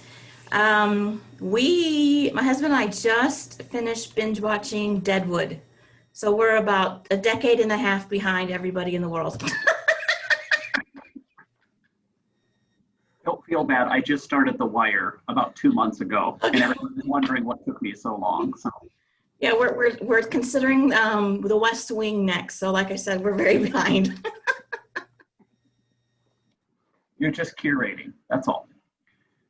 Okay. Vanessa, you're going to love Seinfeld. That was good. All right. President Stephanie and Colin, I've got screen sharing enabled for you right now. So if there's something that you'd like to put as far as a slideshow, go right ahead. But the floor is all yours. So I'm going to start just by sharing a little bit more about myself. I'm going to then ask Colin to do the same. He'll focus on mission and core values, and then I'll spend a little bit more time talking about vision and Viking Bold, the strategic plan that was approved last December. So I am a native South Dakotan. I grew up on the family farm up in northeastern South Dakota near Aberdeen. I then traveled east to attend Georgetown University, both as an undergraduate and graduate student in law school. I then had the honor of representing South Dakota in the United States Congress for 4 terms, then went back into the private sector, put my law degree to work for a publicly traded company, technology and engineering company headquartered here in Sioux Falls, South Dakota. And the first intern that I hired at Raven Industries was a student, a senior at Augustana, and we had stayed in touch, and unbeknownst to me, he was the one who nominated me to be president of Augustana when he was working in our admissions office as an admissions counselor. And I'm happy to say he just graduated from law school himself and is engaged to be married to the director of undergraduate admission here at Augustana, Madeline Ellis, who you'll get to know, and they're getting married here in a couple of weeks in September. My husband Max and I met in politics. He is a Texas native, and as you meet Max and get to know him, it'll come as no surprise to you that we have the Texas flag in our kitchen. And we have a little boy who is starting middle school. He'll be in 6th grade, Zachary. And I have 4 older stepchildren and almost 7 on the way, 6 plus 7 in October grandchildren, all of whom live in East Texas. Colin? I will start by saying that if I had to give myself an actual title as opposed to provost, I would say I'm a high school English professor. I started as a high school English teacher. I tried to become a college English professor, but I could never shake the high school English teacher approach. And I think it's stayed with me my whole life. When I think about the work that I'm doing, when I think about teaching and administration, I can't help but think about it as I did when I started 25 years ago as a high school English teacher. And I have to confess that that comes through everything I do, including what I will share with you today, and kind of where I wrap things up. So I started as a high school English teacher at my old high school, and then returned to the university at University of Marquette to get my PhD. And then I was really lucky and got a job at Augsburg University, now was college then, teaching education methods and English and environmental studies and whatever else they asked me to teach. And I did that for 12 years, including 1 year in Norway and half a year in China. And then my good fortune was such that I was invited to go back to Norway for a second time. And speaking of alone, I would have gone alone, it turned out, because my family said once is enough. And luckily for them, I was invited to return to my university or my college in Montana to be in this role as a VPAA. So I was there for 3 years, and we loved it. And we loved being in the mountains and being at the trailhead for mountain biking. And then very fortunately for me, this position opened up. And I came to interview and I met the faculty, I met Peg, I met Stephanie, and I was the luckiest person in the world to end up on this team at this place, even at this time. So that was already a little over 3 years ago. And so I'm just, like you, I imagine, so thrilled to be here. I can't honestly tell you that 25 years ago I said, and then I'm going to move to South Dakota. That was never a story I told myself. But having arrived here leads me to believe that vocation is a real thing, and we just say yes when the time comes. Colin, if you would just start, I know you and I had talked ahead of greeting everyone and welcoming them to campus as new faculty at Augustana. If you could share, kind of help ground everyone again. I know that some of you we had a chance to see in person during the interview process. Others of you we met virtually and are seeing virtually today, and we'll look forward to in-person opportunities to connect in the weeks and months and years ahead, certainly. But I think it's important that we spend some time and answer questions you may have as it relates to the mission, the core values, the vision of Augustana University. So Colin, if you can start there, and then I'll transition into vision and the strategic plan. So I don't want the new and newer faculty to be in a situation where they didn't get to watch me stumble my way through a PowerPoint, because that seems to be a rite of passage, both for me and for faculty. So I'm going to try to share my screen, and we'll see if this works. Come on, there we go. Can everyone see that? Yeah. Great. So as I said, I'm still a high school English professor at some level, and I wanted to walk through the mission as a high school English teacher might. And one of the things that we like to do is analyze, which is to say break things into parts and try to make them make sense. And so I want to focus on the mission in this way and try to get it down to its basic components and then bring it up to where we are currently. So as you can see, yes. Sorry, we don't see your screen right now. Oh, do you see me? We see you. We see, I'm still in the gallery with everybody. That's unfortunate. We don't want you to see me. Let's try again.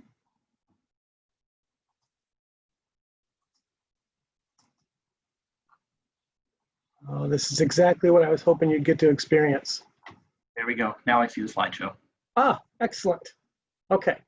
So this is how a high school English teacher thinks about things like mission statements. And so as it says, our mission is, as you know, inspired by the Lutheran scholarly tradition and the liberal arts. This is what we do. Augustana provides an education of enduring worth that challenges the intellect, fosters integrity, and integrates faith with learning and service in a diverse world. I want to focus on that part there that says fosters integrity. And specifically, I want to focus on the what, how, why, where, and when, and then most importantly for this meeting, the who, as in who's involved in that. So let's start. First, as far as the how goes, how do we challenge the intellect and foster integrity? By being intentional, as evidenced by those who are here on this call, the staff, the administration, the leadership. You can see that we did not happen into this mix of dedicated, committed, caring people. We hire for it. We picked you and you picked us, and we all agree that this mission, this guiding sense of principles really matters. We are a mission-driven school. Further, we are intentional in our course design, our stated outcomes, and the ways that we deliver. We don't necessarily deliver the curriculum, but we design it so that it's something that is created with and by and for and through student and faculty engagement. Our education is not a set of ideas or a collection of content. It's not a bunch of nouns, but a set of experiences lived, acted out, performed. It is, again, to go back to my past, a bunch of verbs. How then does our intentional approach to hiring certain kinds of teacher scholars and our approach to creative, intentional course design lead to integrity? By cultivating in our faculty, staff, and students a sense of awe, a sense of wonder, a sense of humility in the face of all that there is to know, to experience, and to share. As cheesy as it is to say, we all know that the more we learn and the more we learn about learning, the more we realize how much more there is to know, how much by comparison we don't know. We can never and will never approach the thoughts of the unmoved mover who came before us and who walks with us. And perhaps as importantly, this kind of knowledge-enabled and knowledge-inspired integrity in a diverse world, very, very broadly speaking, leads to hesitation and humility. So, why challenge the intellect and foster integrity? So the why part of this. I firmly believe that a deep and earned appreciation of complexity in all its iterations, scientific, aesthetic, historical, that's for you, Peg, psychological, educational, cultural, this leads to an informed and powerful kind of compassion. Frankly, I'm afraid of people who are overly certain of themselves and their ideas. I'd rather we graduate students who leave with more questions than answers, who are more open-minded and curious than they are certain. So we embrace this kind of service learning. The next question is where? Where do we carry out our mission? This used to be such an easy, obvious question. We do so in the classrooms and labs, period. But thankfully, that answer has become less obvious of late. When I first spoke at the faculty retreat almost 3 years ago, I taught a very short course on using air quotes to deconstruct concepts specific to education. I talked about the fact that, quote, teachers and, quote, students is an overly simplistic and thus incorrect understanding of education. Our students are working in groups, our students working in groups, teachers. Our teachers, only teachers, are also students of their discipline. Fittingly, this leads to a very Lutheran both and way of thinking about thinking and thinking about assumptions. But where we learn the part of our mission that has become surprisingly significantly important, where we learn is important in two ways, especially in the past year. First, the most obvious pertains to COVID and the move to online, modified learning, and the upcoming move to the HyFlex plan. Where in these situations is the classroom? Is it in Madsen, Freuland, the Humanities Building? Is it in a dorm? Is it in somebody's basement? Of course, the answer is all of the above. The classroom becomes everywhere. But in terms of the 2030 vision, which Stephanie will talk about more, when we think about the where and what defines a classroom, what defines campus, our vision and our new structure embraces a kind of integration through this model of schools and colleges and the provost model that allows and requires us to expand our definition of the classroom and the campus to include Sioux Falls, to include the in-between experiences on campus, to include the work that happens with and through Anne's team. The classroom becomes everywhere all the time, and there's a value-added aspect of this. As new people to the team, relatively speaking, this leads to the question of, if that's the when and the where, what about the who? Who does this? I want to talk about that, but first let me talk about the when. There's two parts to the when. When do we carry out our mission? The first one, as far as students are concerned, and this is really important, it happens immediately and repeatedly. I cannot stress this enough. When we want to provide our students significant learning experiences in and out of the classroom and that expanded understanding of the classroom from freshman year to and through grad school, they should understand that they're going to have these experiences immediately and repeatedly. The old model of a liberal arts school is you come, you listen, you receive, you then suffer through a couple, 2 or 3 years of trying to get that significant vocational job, and then you start to lead and start to make contributions. We've flipped that on its head, and we've embraced the idea that in every class from freshman year on, you can have inquiry-driven, problem-focused experiences that help you find out who you are and what you're good at, so that your first job is a great job, a career job, and then you're equipped for the rest of your career. And that's why I have this picture of Maria Bell up here. You're equipped for the rest of your career to keep having those experiences and to keep being able to say yes to invitations to lead.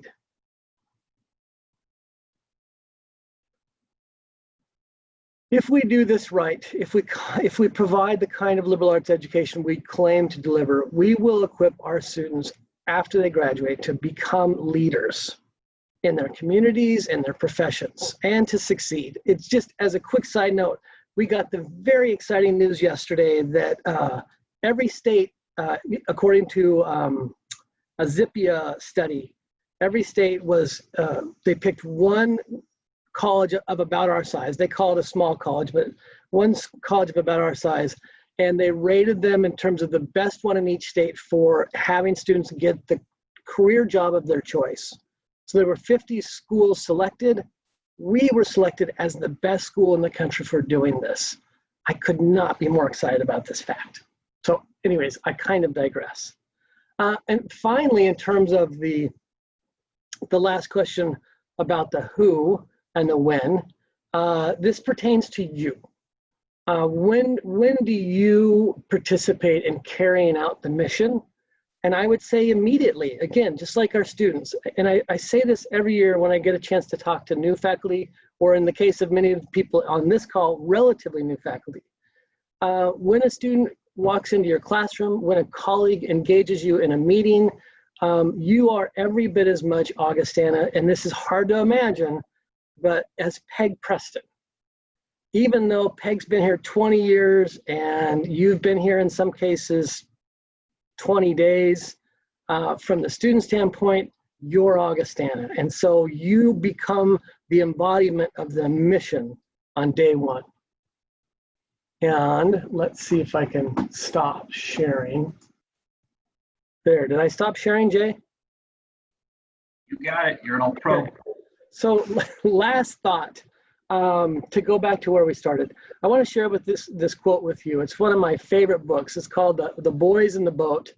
It's the story of 9 Americans and their quest for gold in the 36 Olympics. And it's the best story about teamwork. And this is one of my favorite quotes. It says, "All were merged into one smoothly working machine. They were, in fact, a poem of motion, a symphony of swinging blades." I mentioned that I was a high school English professor, and I say that because I was so lucky. I just happened into a school where it was like swinging blades. People worked in unison.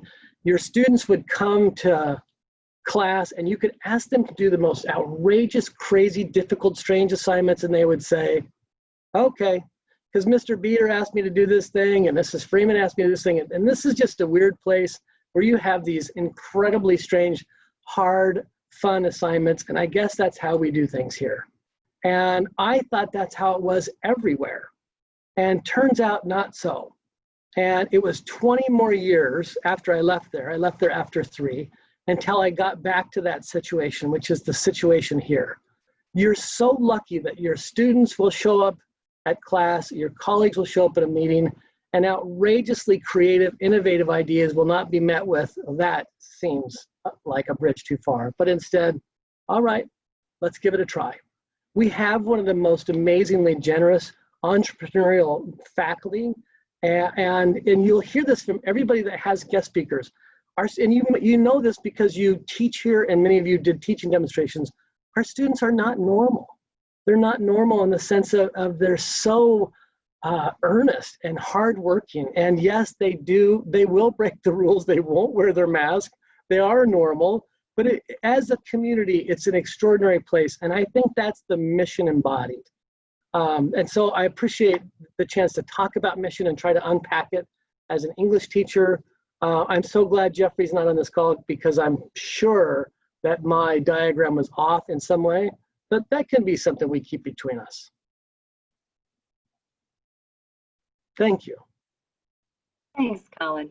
I really appreciate how you speak to mission and core values, what you've embraced, both from your time at Augsburg, but certainly other institutions that are church-related institutions, and then what has brought you to Augustana. One of the things I'd like to talk about in the next few minutes, and then leave enough time to ask questions, is I want, our vision, if you look up vision on Augustana's website, states that Augustana University aspires to become one of America's premier church-related universities. Well, what does that mean exactly? I think first, to understand Augustana's church-relatedness, you need to understand our rooted and open tradition as a member of the network of ELCA colleges and universities. There's sort of pan-Lutheran that includes the Concordia system, right? But the ELCA colleges and universities are distinct. And about a year before I joined Augustana, there was a group of colleagues that spent a lot of time on this document. It is easy to digest. You can, if you don't have it already, you can just type in rooted and open ELCA. It'll bring up the PDF. I encourage you to read it because I don't want any of you as new faculty members to have questions about what it means to be a Lutheran college or university. And this document gets it. And after reading it, you'll get it. And you'll be able to speak to it and find things in this document that you connect with, even if you are not Lutheran yourselves, don't have any family ties to people who grew up in the Lutheran faith tradition. It's a really terrific document that I pull from, and will share a quote with you from it as I wrap up every time I read it, and I read it a lot, even though pretty soon I'm having it memorized. But because there's always something beautiful to pull from it that I think each of us can connect to and see within our students, because our institutional calling, and that's common with other colleges and universities, is the type of students we attract that Colin was just speaking to, what we do to serve these students and to prepare graduates who are called and empowered to serve the neighbor so that all may flourish. Called and empowered to serve the neighbor so that all may flourish. Our students enter to learn, they leave to serve, they are servant leaders. It is leadership, it is vocational discernment that makes us unique and that will allow us to fulfill this vision and how we believe that manifests itself as being a premier church-related institution. As we developed the new strategic plan, we spent a lot of 2018 together as a campus community, dreaming and visioning together. It was really engaging in vocational discernment as a collective community for the institution.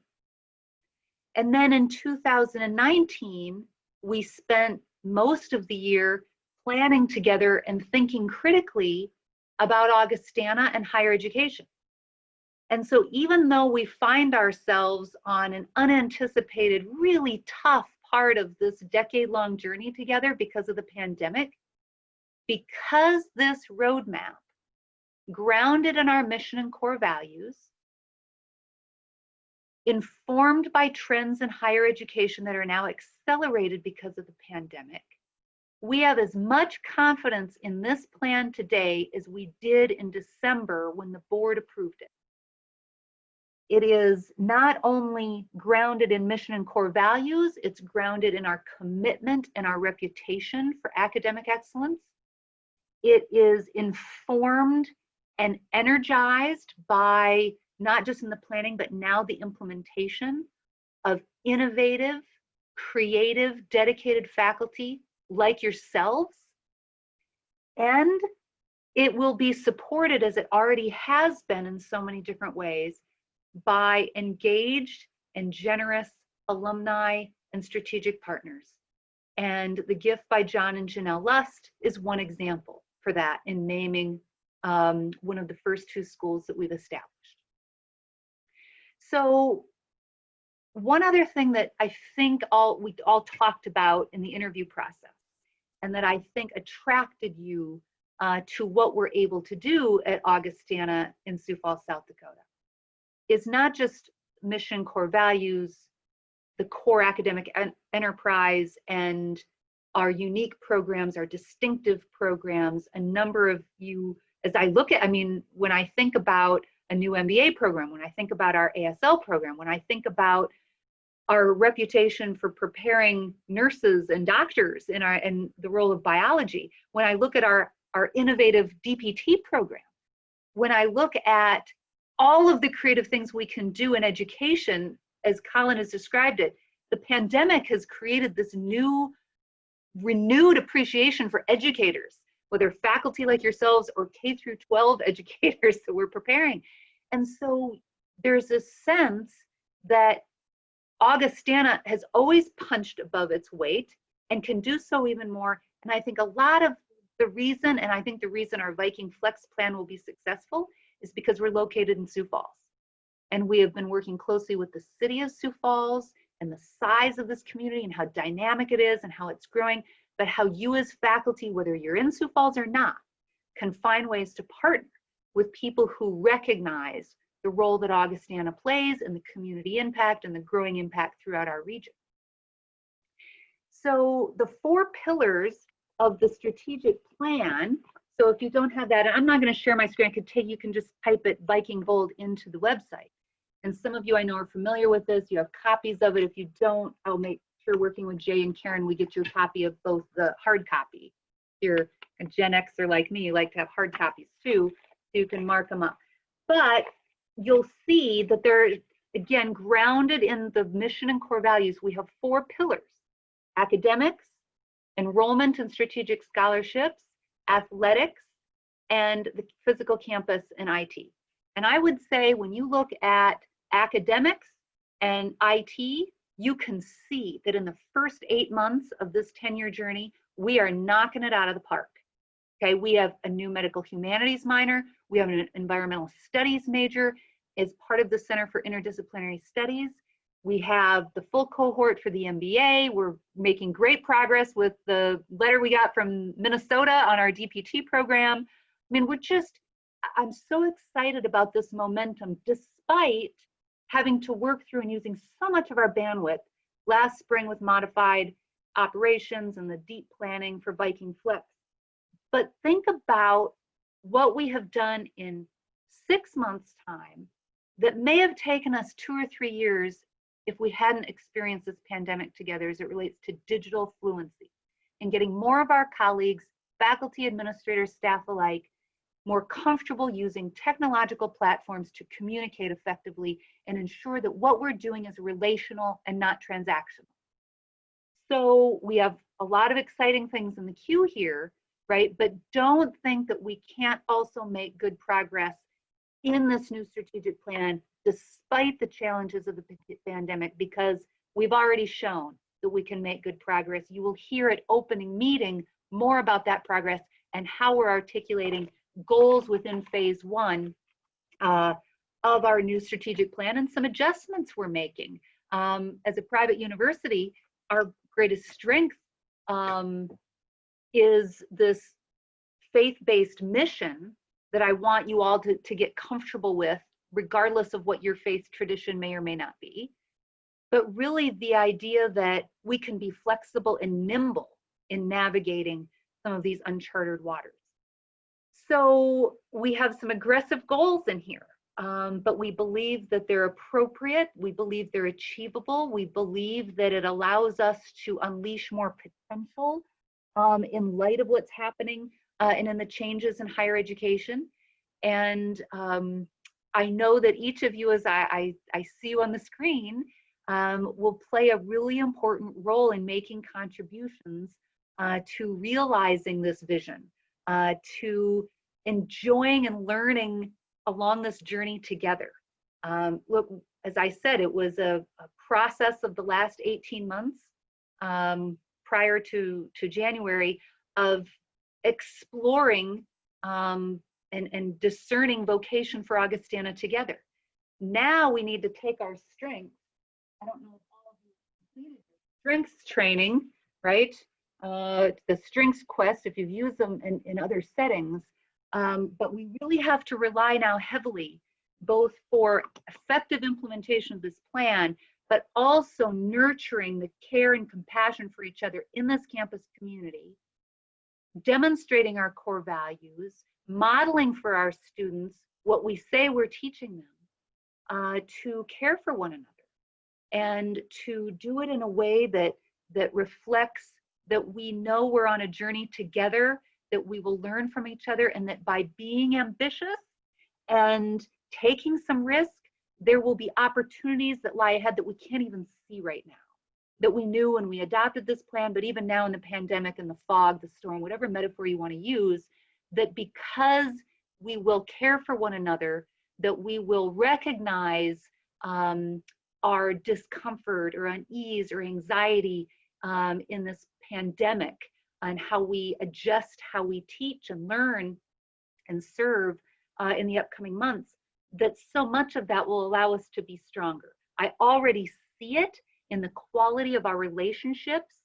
Pastor Ann and I were just talking earlier about, sometimes though some of the stress related to that, how we communicate with each other and how we're carrying the stress and some of that burden can come out sideways, and we can every now and then be a little hard on one another.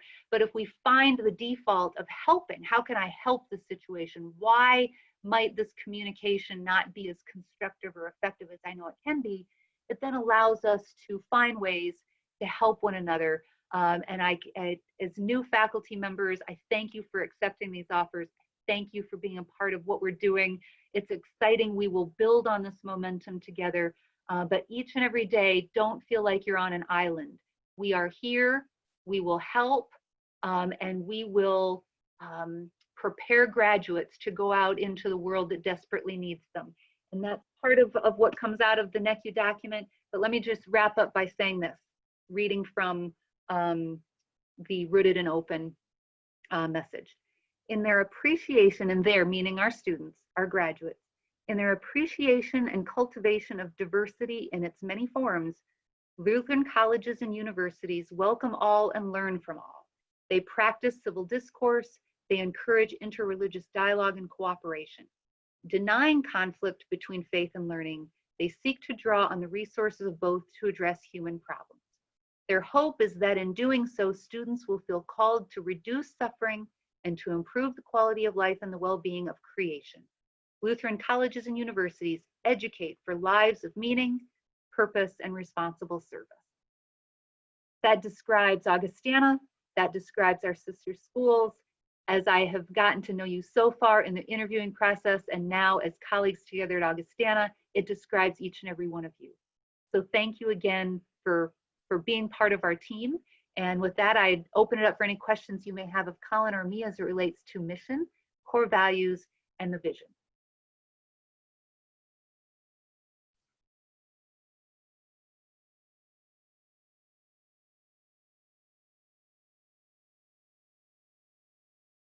Any comments others would like to make? I see we've been joined by Paul and Joel, but I know Pastor Ann and Peg have joined us in part because they have roles and responsibilities and important voices speaking to mission core values at Augustana.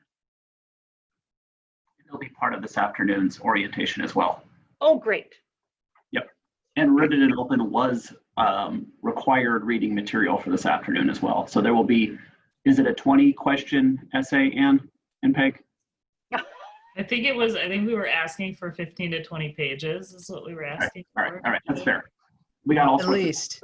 At least. Just find your favorite passage.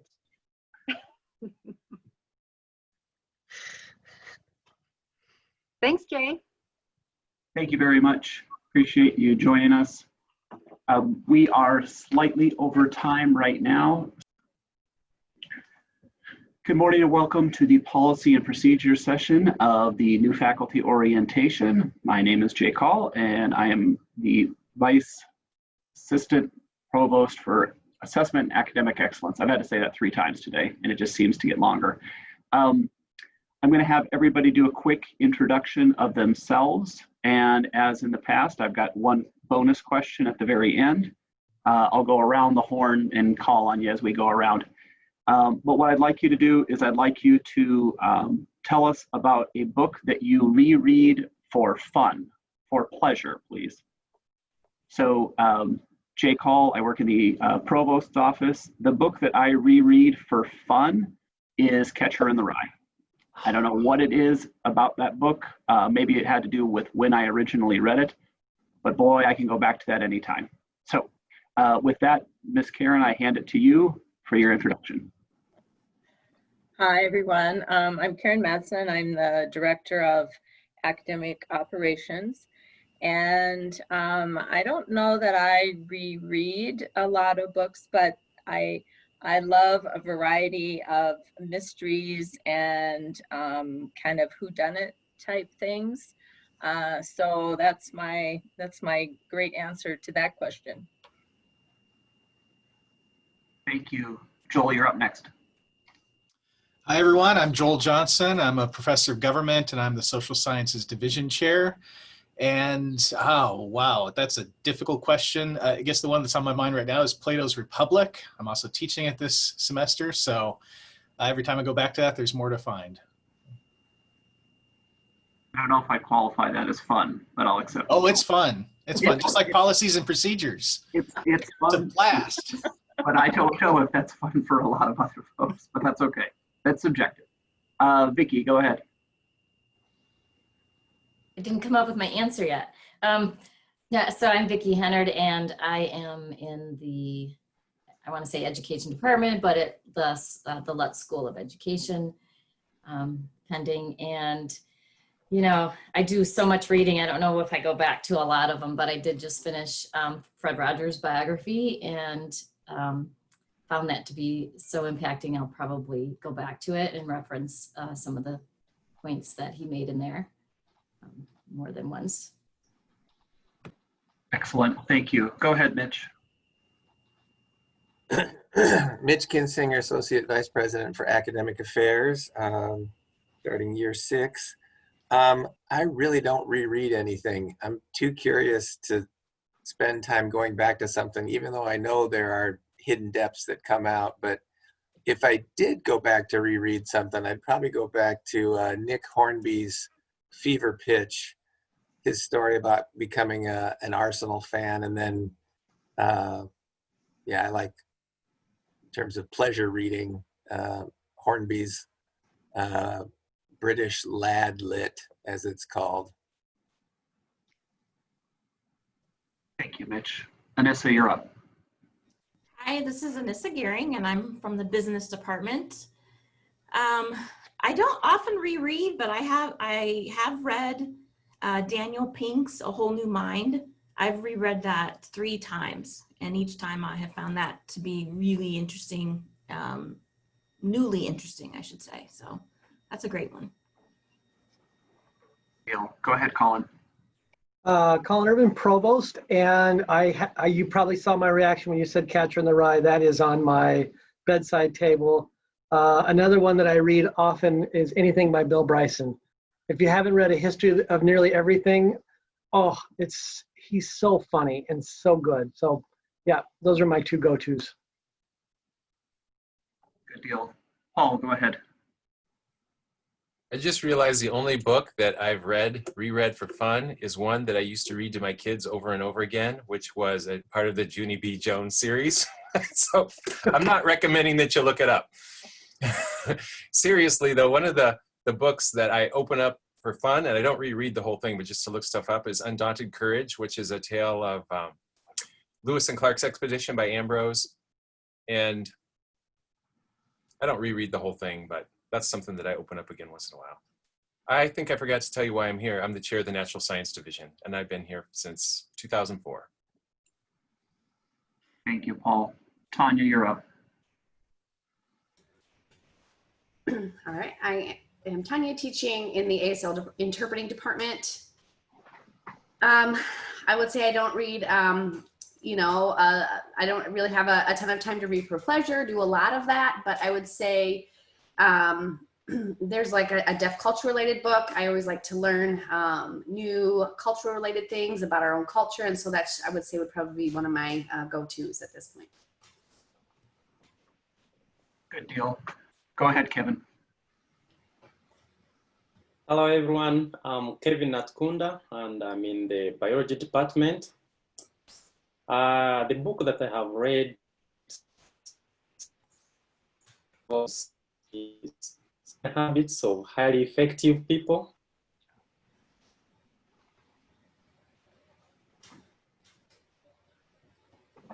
I muted and unmuted myself. Excellent book. Good choice. Andrea, go ahead. Hi, I'm Andrea from Physical Therapy Department. And I'm with Paul. I have a 5-year-old right now who's really into chapter books, and we've been rereading the Last Kids on Earth series. So it's all about monsters and the monster apocalypse, and he loves it. So if any of you have younger kids, it's a pretty good series, but it's a Netflix series too now, so it's all over our house. But as far as for pleasure, I too don't go back and reread a whole lot, but I did just finish Where the Crawdad Sings, and that was a good one for pleasure reading. Last Kids on Earth has completely infected our house as well. So we've got all of the books. We've watched all of the episodes. I think they're finished with season 2 now. So we're anxiously waiting season 3. So just for some new ones to watch. Yeah. It's good to know it's not just my house. Yep. It's cute. Go ahead, Ashley. All right, I am Ashley Kane in the ASL interpreting department. Pleasure reading, I would say the 2 that come to mind is thriller mystery books of all kinds. The James Patterson type things, those type of series are always good for my reading. And then also reading a lot of like the self-help books, always just liking to work on self-improvement. One that I just read was one moment here for the interpreter, is Updated by Glendon Doyle. It's an updated one. So that was one that I had just read, a self-help book, and that's long ago. Good deal. Last but not least is Marty. Hi, I'm Marty Silviti with the Department of Nursing. And as I was thinking about this, every once in a while when I'm going through books, I'll run across some like children's books that we've had, and they're so fun to read because it takes about an hour. And so I think the last time I did that was the Black Stallion, because I was always loved horses when I was little. My just finished Educated, and my daughter gave me Daring Greatly, which was a book she read for school. And then More Information Than You Want, but one of my son's classmates just published a book that the New York Times commented on. And I can't remember the name of it, but I'm very excited. I just got it off Amazon. So that's on my list. Excellent. Isn't that the case with our bedside tables? How many books that they can hold and what our backlog looks like. So as I said before, we are going to do a deep dive into policy and procedure. So please buckle up. Are we starting with you, Colin, or with you, Karen? You can start with Colin. I want to start with what Vicki shared at the outset of this particular part of the meeting, which is that she's looking for her classroom. And I mention that because I know that's what's on your mind is the fact that the classes are coming. Where is my classroom? How will this work? And so I say that because we will do a deep dive, but your brains are probably somewhere other than policies and procedures. So do know that whatever we touch upon, you should come back to us with questions. The handbook will be useful to a point. The handbook is going to be under review and overhauled in the course of this year.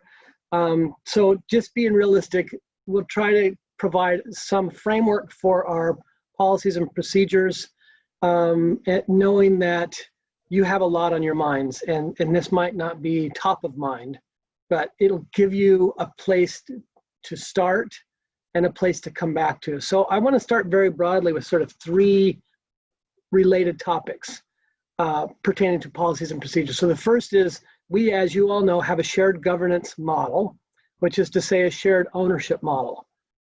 We completely committed in the administration to partnering with the faculty on governance. And so we're a relatively small school, and I think we work well together. So we move things through the procedures, through the processes pretty quickly. But shared governance and shared ownership mean that we need everybody to be involved as much as possible, meaning everybody on this call for starters. Shared governance also means working within the system, which is to say working within the structures. And so just a few notes about that. We have a structure that until this year was 3 division chairs working with department chairs, and in some respects, in some cases, program directors. In my short time here, that has changed, I think, significantly. We continue to have 3 division chairs in the College of Arts and Sciences for a couple of reasons, one of which is it works really well. Our division chair model works really well to get your ideas to the division chairs and then to everybody else in your division, but also, of course, to the division chairs and to administration. So we have hung on to that model, the 3 division chairs, and added to it the 2 schools, which is to say the 2 deans. How they work together is a question that we're going to be asking and answering through the course of this year. We have also been a department chairs model school, but we've added programs, which is to say program directors. And the question you have if you report to a program director, or if you are a program director, is what does that mean? What's the difference between a program director and a department chair? What's the difference between a program director and a division chair? And again, we'll be working through those questions and answers in the course of this year. But when I say working in the system, what I mean is if you are a faculty member and you are in a department, you report to and work with that department chair. If you have issues, questions, concerns, the chair will bring them then to the division chair.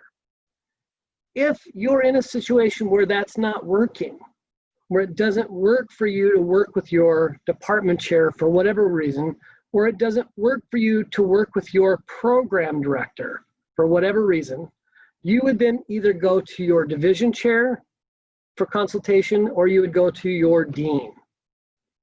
And if that doesn't work, and I can't imagine that being the case, you would then come to me. And you would come to me, and you would come to Jay, and you would come to Mitch for issues that need to get worked out related to how we work together. I don't want to take this down a negative road, but I think it's important to stress.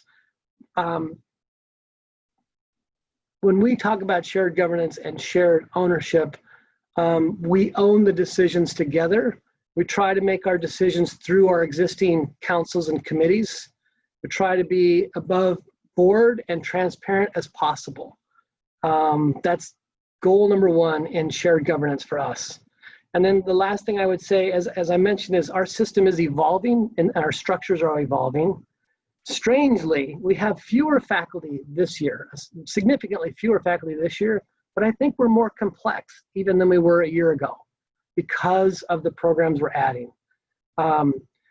Finally, we need your insights and perspective as we think about how we do our governance together. So because you come from other places, even if you came from a place that had the department chair's model, you probably did it differently.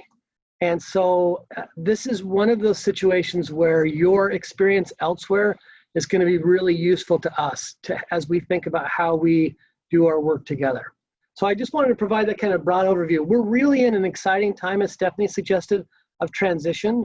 We are embracing what's described in higher education literature as the American college model, which is we're embracing our liberal arts roots and our liberal arts identity, and we're embracing professional and pre-professional undergrad and grad programs, which is represented by the people on this call, right? And so that's going to change how we work together, but it's not going to change our relationships. As far as topics, we've talked at this meeting previously about tenure and promotion, about how the divisions function, about who attends what meetings, what councils, what committees, especially in your first year. And we've talked about kind of the 4 main committees and how they function. We're open to other topics, but I kind of wanted to set the table in that way, and then we can, I'll defer to the division chairs, Jay, Mitch, and Karen, as to how we want to get into more detail. Thanks, Jay.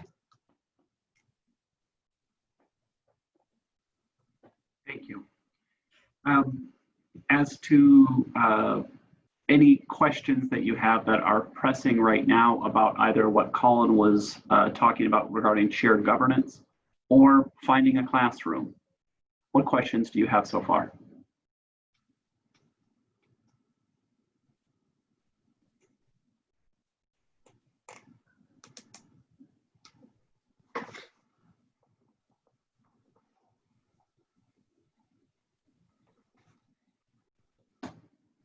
Have you guys talked about the major councils and committees yet? Nope, not yet. Should we introduce that and see if people are interested and have any questions about that? I think that'd be perfect. That's what I was going to go to next. Paul, you're on the lead now. All right. So we basically have a structure that gives us 4 major councils and committees. They're the Personnel Council, which deals with obviously personnel issues on campus, review and tenure and promotion. The Curriculum Council, which approves classes and programs. The Co-Curriculum Council, which deals with what we used to call extracurricular things and how that interacts with academics. And the 4th one is the one I always forget, and that's the Governance Committee, which basically manages the handbook. And Joel, you've been on that before. What all does the Governance Committee do? It assigns people to committee. It used to be called the Committee on Committees. But now Yes, there's always been an underground movement to rename it back to the Committee on Committees, which is just a lovely name. Yeah, so the Faculty Governance Committee does name people to all of the committees beneath the councils. It runs elections. It fills seats that become vacant because of people going on sabbaticals and so on. And they're the main keepers of the faculty handbook. They take the lead in any revisions. They're going to be taking the lead in revising our entire governance structure with the help of a lot of input from a variety of stakeholders around campus. One thing to keep in mind as new faculty is that typically you will not be assigned to a committee in your first year. You may have departmental obligations or some smaller ad hoc kinds of obligations in that first year, but you are typically absolved from formal committee service in your first year. After that, you're fair game, and either you will be placed on a ballot to possibly be elected to a council. There are different requirements as to eligibility for each of the councils. So depending on that, you may or may not be eligible to be on the ballot.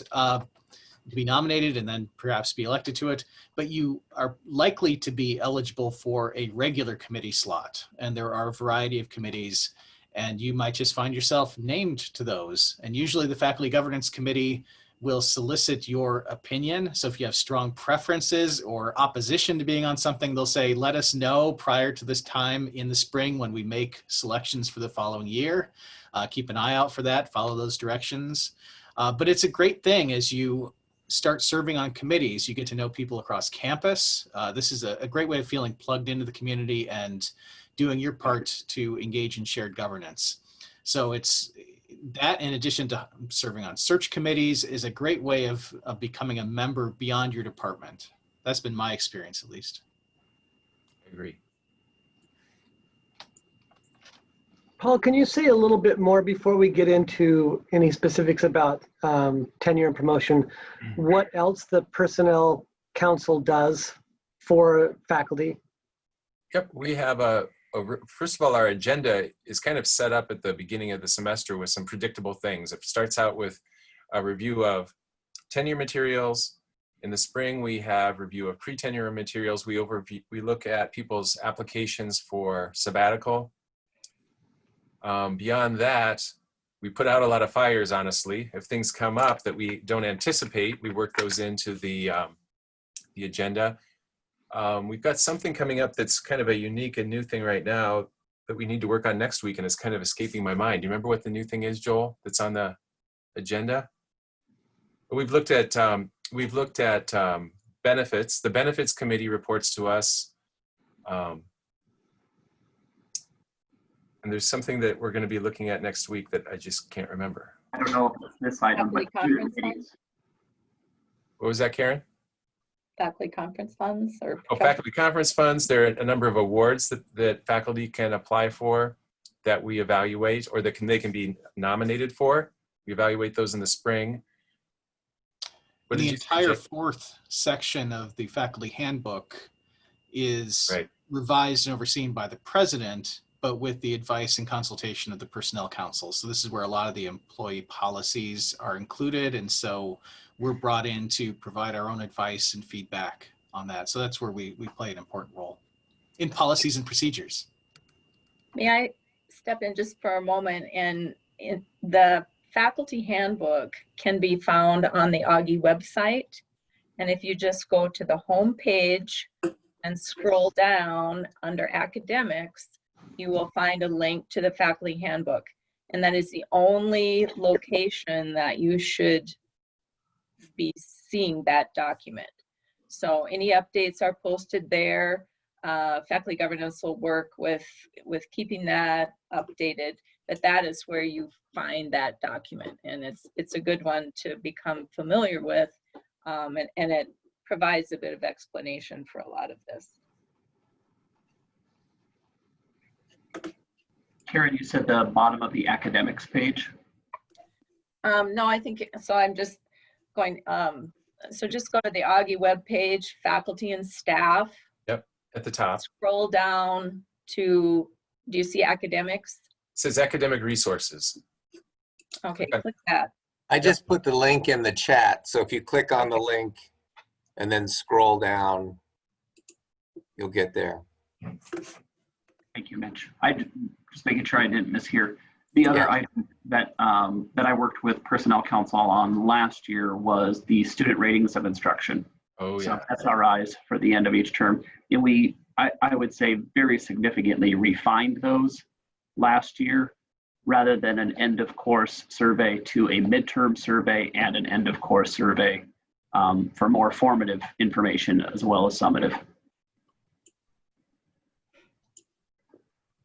If you can imagine a semester or an academic year where nothing new happens, the Personnel Council would have just a very few things to do. But in times of change, we're doing things, we're always improving, like the SRIs, and we're all on the new committee for looking at how the shared governance of the new schools and structures will be. There's never what you'd call a normal year, but our normal year would be tenure and promotion, sabbatical review, some faculty awards, and whatever weird thing crops up. Paul, Yeah, go ahead, Mitch, sorry. Oh, I was just going to say, since most or all folks here are continuing term, is there anything you can say that pertains to continuing term folks? Yeah, we have, in the last few years, we've made some changes to the way that continuing term people are reviewed. And we have some new, so there's a, for everybody, there is a annual review that takes place at the end of the spring semester. And actually, I think in education, Lori might do those at a different time of the year. I think she might do them in terms of calendar year. So let your chair tell you what their cycle is. But we've looked at those forms not too long ago to make sure that they're, you know, helpful and appropriate. And so what happens is you have a document that you prepare, and then you provide that to the department chair, who also works on a document to go over how things are going, especially with your teaching and participation in the department. Recently, we've changed it so that continuing term people who have been here for 10 years no longer need to do the full form, but they do more of a self-evaluation. And so that is, and there's a lot of people who are continuing term who've been here for 10 years or 20 years. Well, there's a few that have been here for 20 years. And so we've recognized that they don't need to have the same annual evaluation by their chair as somebody who's brand new. So they do a self-evaluation instead. Yeah, go ahead, Jill, sorry.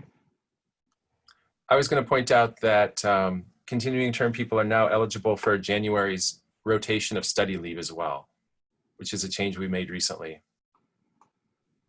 What were you going to say, Colin? I was going to ask if Joel and Paul could talk about the faculty meeting and what the purpose of the meeting is, how it works at Augustana, and what expectations might be for both tenure track and continuing term, and most notably new faculty. Yeah, so our faculty meetings are conducted in a very democratic fashion. At a lot of schools, you have a more centralized decision-making structure in the faculty, but we have everyone invited to faculty meetings. The meetings are chaired in rotation by the division chairs. Every faculty member has the ability to propose items for the agenda with adequate notice. Most action items require a 7-day notice before the meeting in order to be considered and voted upon. If there's a change to the faculty constitution, it requires a month's notice. So it's presented at 1 month's meeting and then decided upon at the next month's meeting. We're conducting these meetings via Zoom for now. So it's a format we're getting used to, and there are various glitches that way, but there are plenty of glitches that happen in in-person meetings. So we're just adapting to that reality. But it's important to be there, to be involved, to participate, to speak your mind.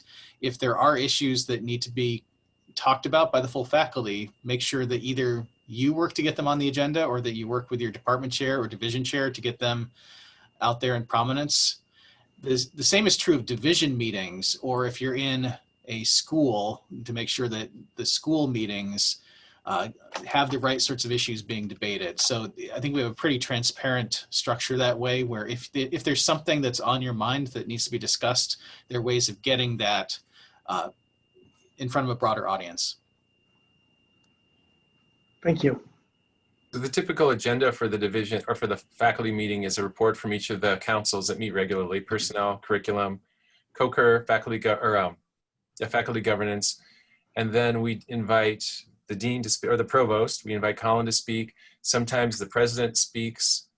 Sometimes we have a special report from the VP for finance or enrollment, and then business that gets brought forward by the faculty. And yes, to go. People are going to want to get to know you. And so they're going to want to see you at stuff, and we need to hear your voices and your opinions. So please be there. And there's a rhythm to our policies and procedures and to our year that's tied to these faculty meetings, the chair meetings, the division meetings, and then also the board meetings. So we're an institution with 3 board meetings, and in academic affairs, we try to have presentations, have products basically that we can bring to the board after they've been reviewed and approved by the faculty or at some part of that process, and then bring them back to the faculty. Some of these are tied to the academic year. The governance one that Paul and Joel mentioned, we're working backward from the last board meeting in April with the hope that we can come to the faculty with plans for consideration and review, and then after that, take this new model of governance to the board for their input and consideration. So there's a number of different kinds of rhythms of the year tied to these policies and procedures. I think that in some respects they're tied to the semester, but they're also tied to the department chairs meetings and the division meetings. So there's lots of opportunities for you to find out what's happening and engage.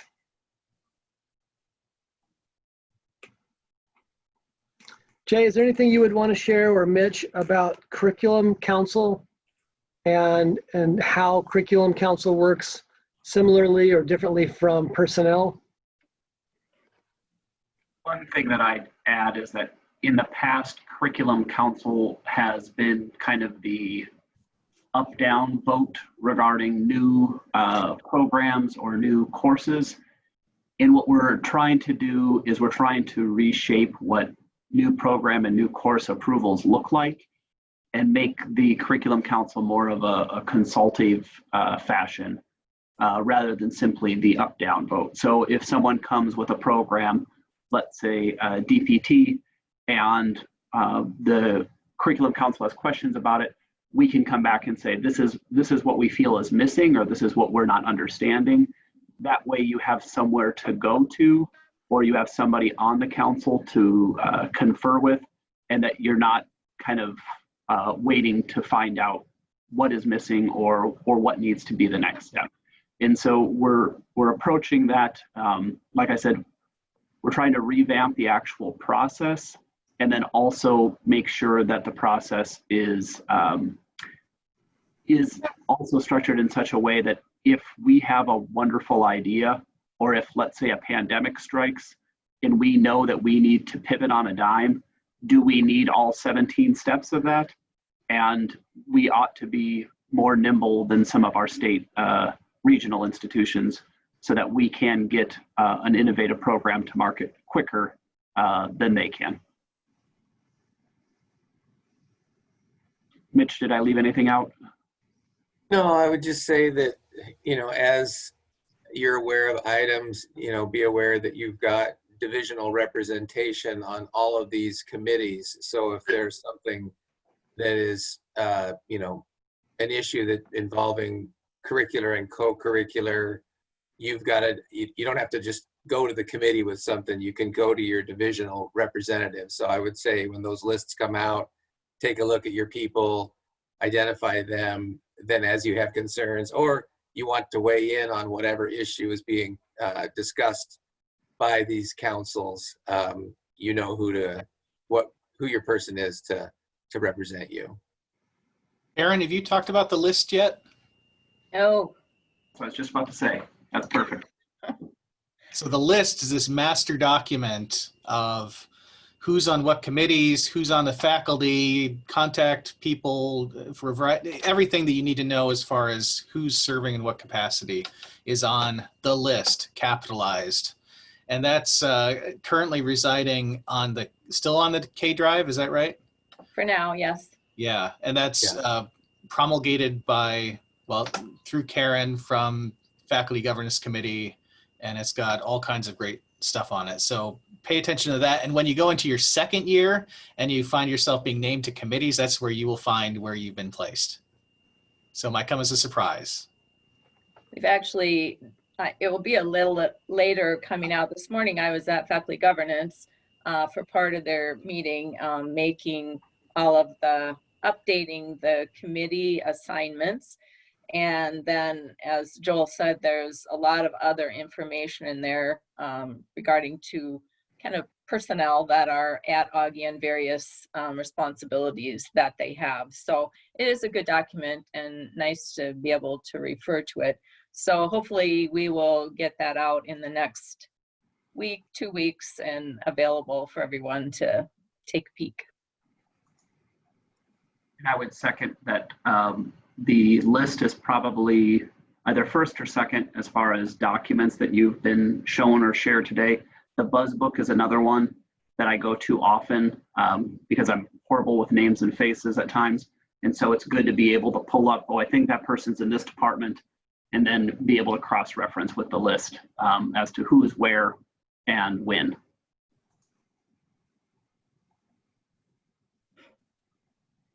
Karen, what are we missing? Well, I think we've done really well here. I just kind of wanted to say to everyone that it's actually nice to see your faces. My role, I kind of see you on paper from the get-go, and I'm happy to be able to put faces with names. I just wanted to share a little bit about what we do in kind of the operations area of academic affairs.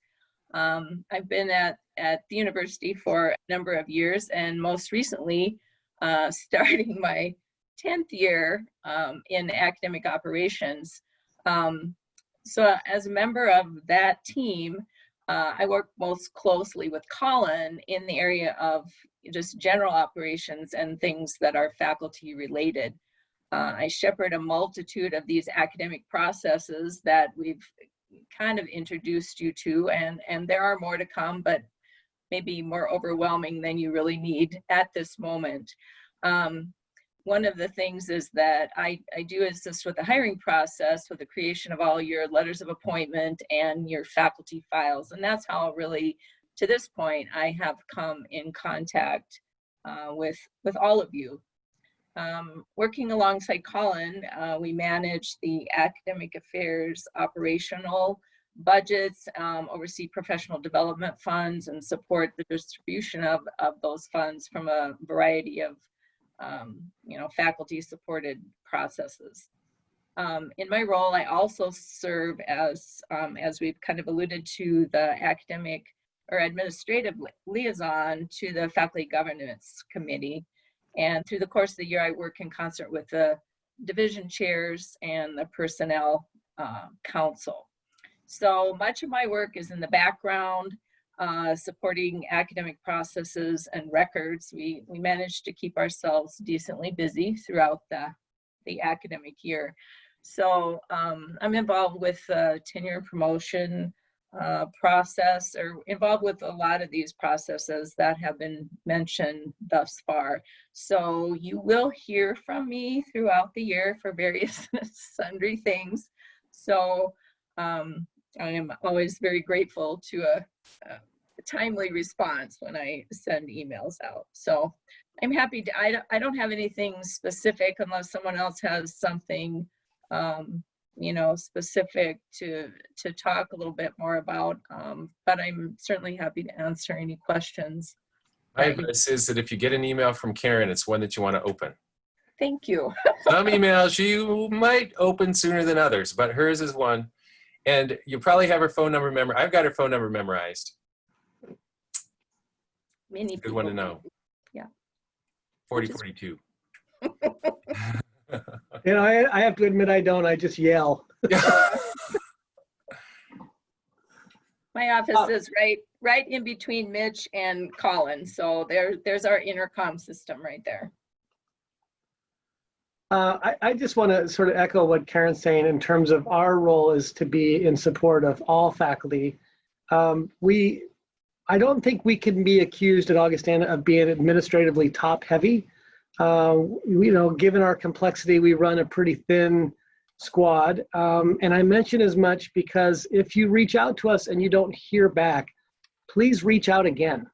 It's just a matter of quantity. So and I would suggest reach out actually rather quickly, and don't ever assume that we're going to think it's pestering. I always, personally, I really appreciate if somebody sends me an email on Monday and I haven't gotten back to you by Tuesday, please don't hesitate to follow up on Wednesday.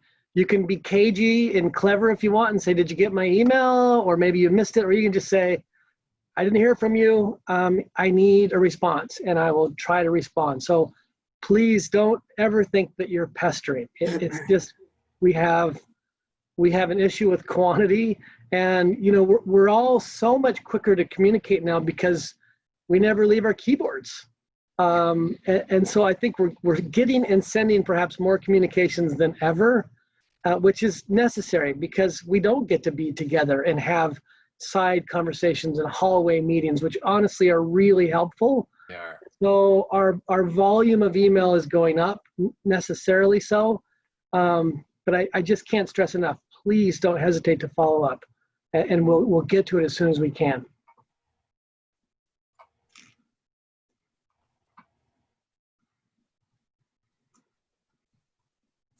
Right. And I would open up to each of you as to any specific policy or procedure questions that we can provide some insight or context upon.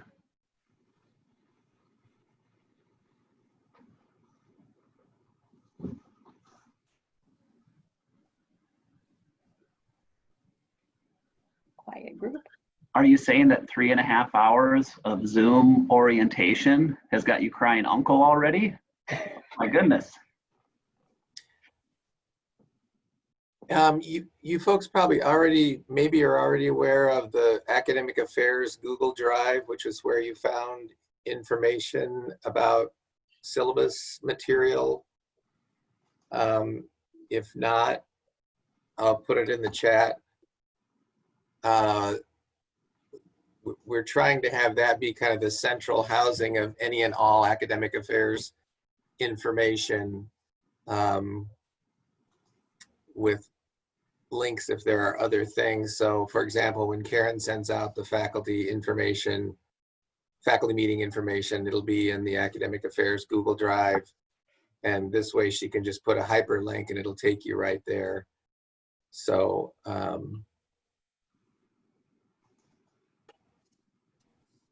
And I would also add the Academic Affairs calendar is especially helpful. Oh, that's really helpful. I often learn where I'm supposed to be and when by checking that calendar.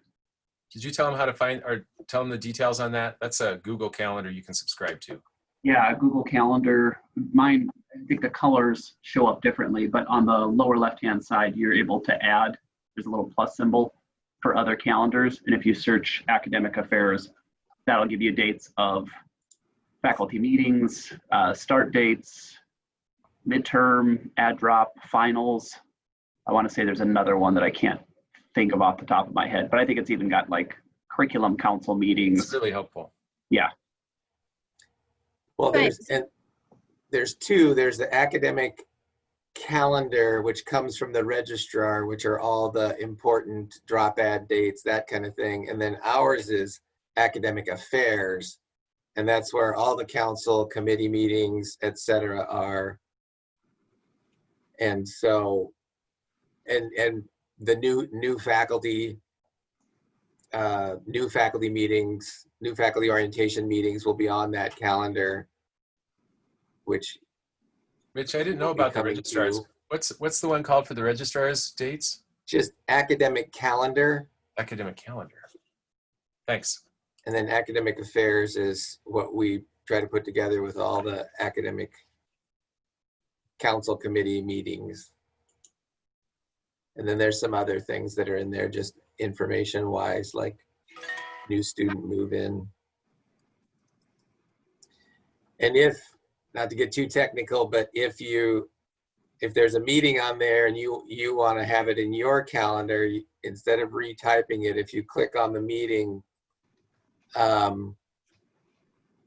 you'll get the 3 little dots, one of which will be, one option of those will be to copy to your calendar. So it's a super easy way if you need to attend something that's on the Academic Affairs calendar. Click on the event, click on the 3 dots and copy it to your calendar. And then all the details will be there. And it will also block out that time period in your calendar so no one else schedules something for that time. I think as long as we're talking about calendars right now, I would strongly encourage you to actually make use of your calendar and block out times when you have class or you have some other obligation. in the sense that when people just across campus are trying to schedule a meeting, to be able to use that Google Calendar to find when people are available, it saves so much time. And instead of having to ask you, well, are you here or not? And you say, well, I'm not, but you don't have it marked out on your calendar. So, you know, depending on your permissions, no one can see, you know, what it is you're doing. It's just that you're not available in that block of time. And I mean, it's just critical. And if you've ever had to schedule a meeting over across a variety of people, you would understand that suggestion that you use your calendar in that way. It's really helpful to a lot of people. So I would second that wholeheartedly, and also add that when I have to send out a doodle poll, I feel like I've lost a little piece of my soul. So. Yeah.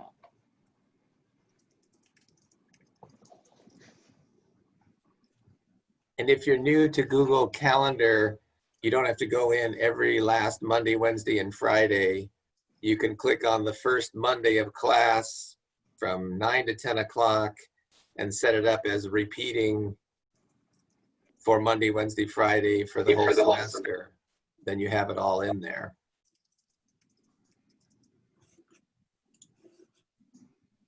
So yeah, if you have Google Calendar questions, I'm happy to be available to troubleshoot on those. if he can teach me, he can teach you. Karen's become her own tech wizard. Sometimes.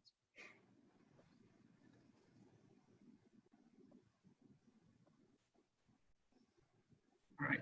Any other questions? Otherwise, we'll have, what, almost 7.5 minutes that you'll get back.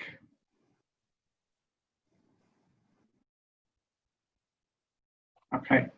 I want to thank our guests for this session. Appreciate you being here to discuss this. And then also, I'll put a blanket proposal out there that they are 100% willing and open to respond to emails and questions that you have. Again, part of it is this is not a normal academic year in many senses, but it is to some degree. So as questions arise, let's say you're having problems with a monitor and someone's going to come to your office and take a look at it. At any point, how we can help and how we can facilitate the start of a brand new term, we're certainly willing and happy to do. Thanks, Jay. Thank you. Nice to see everybody.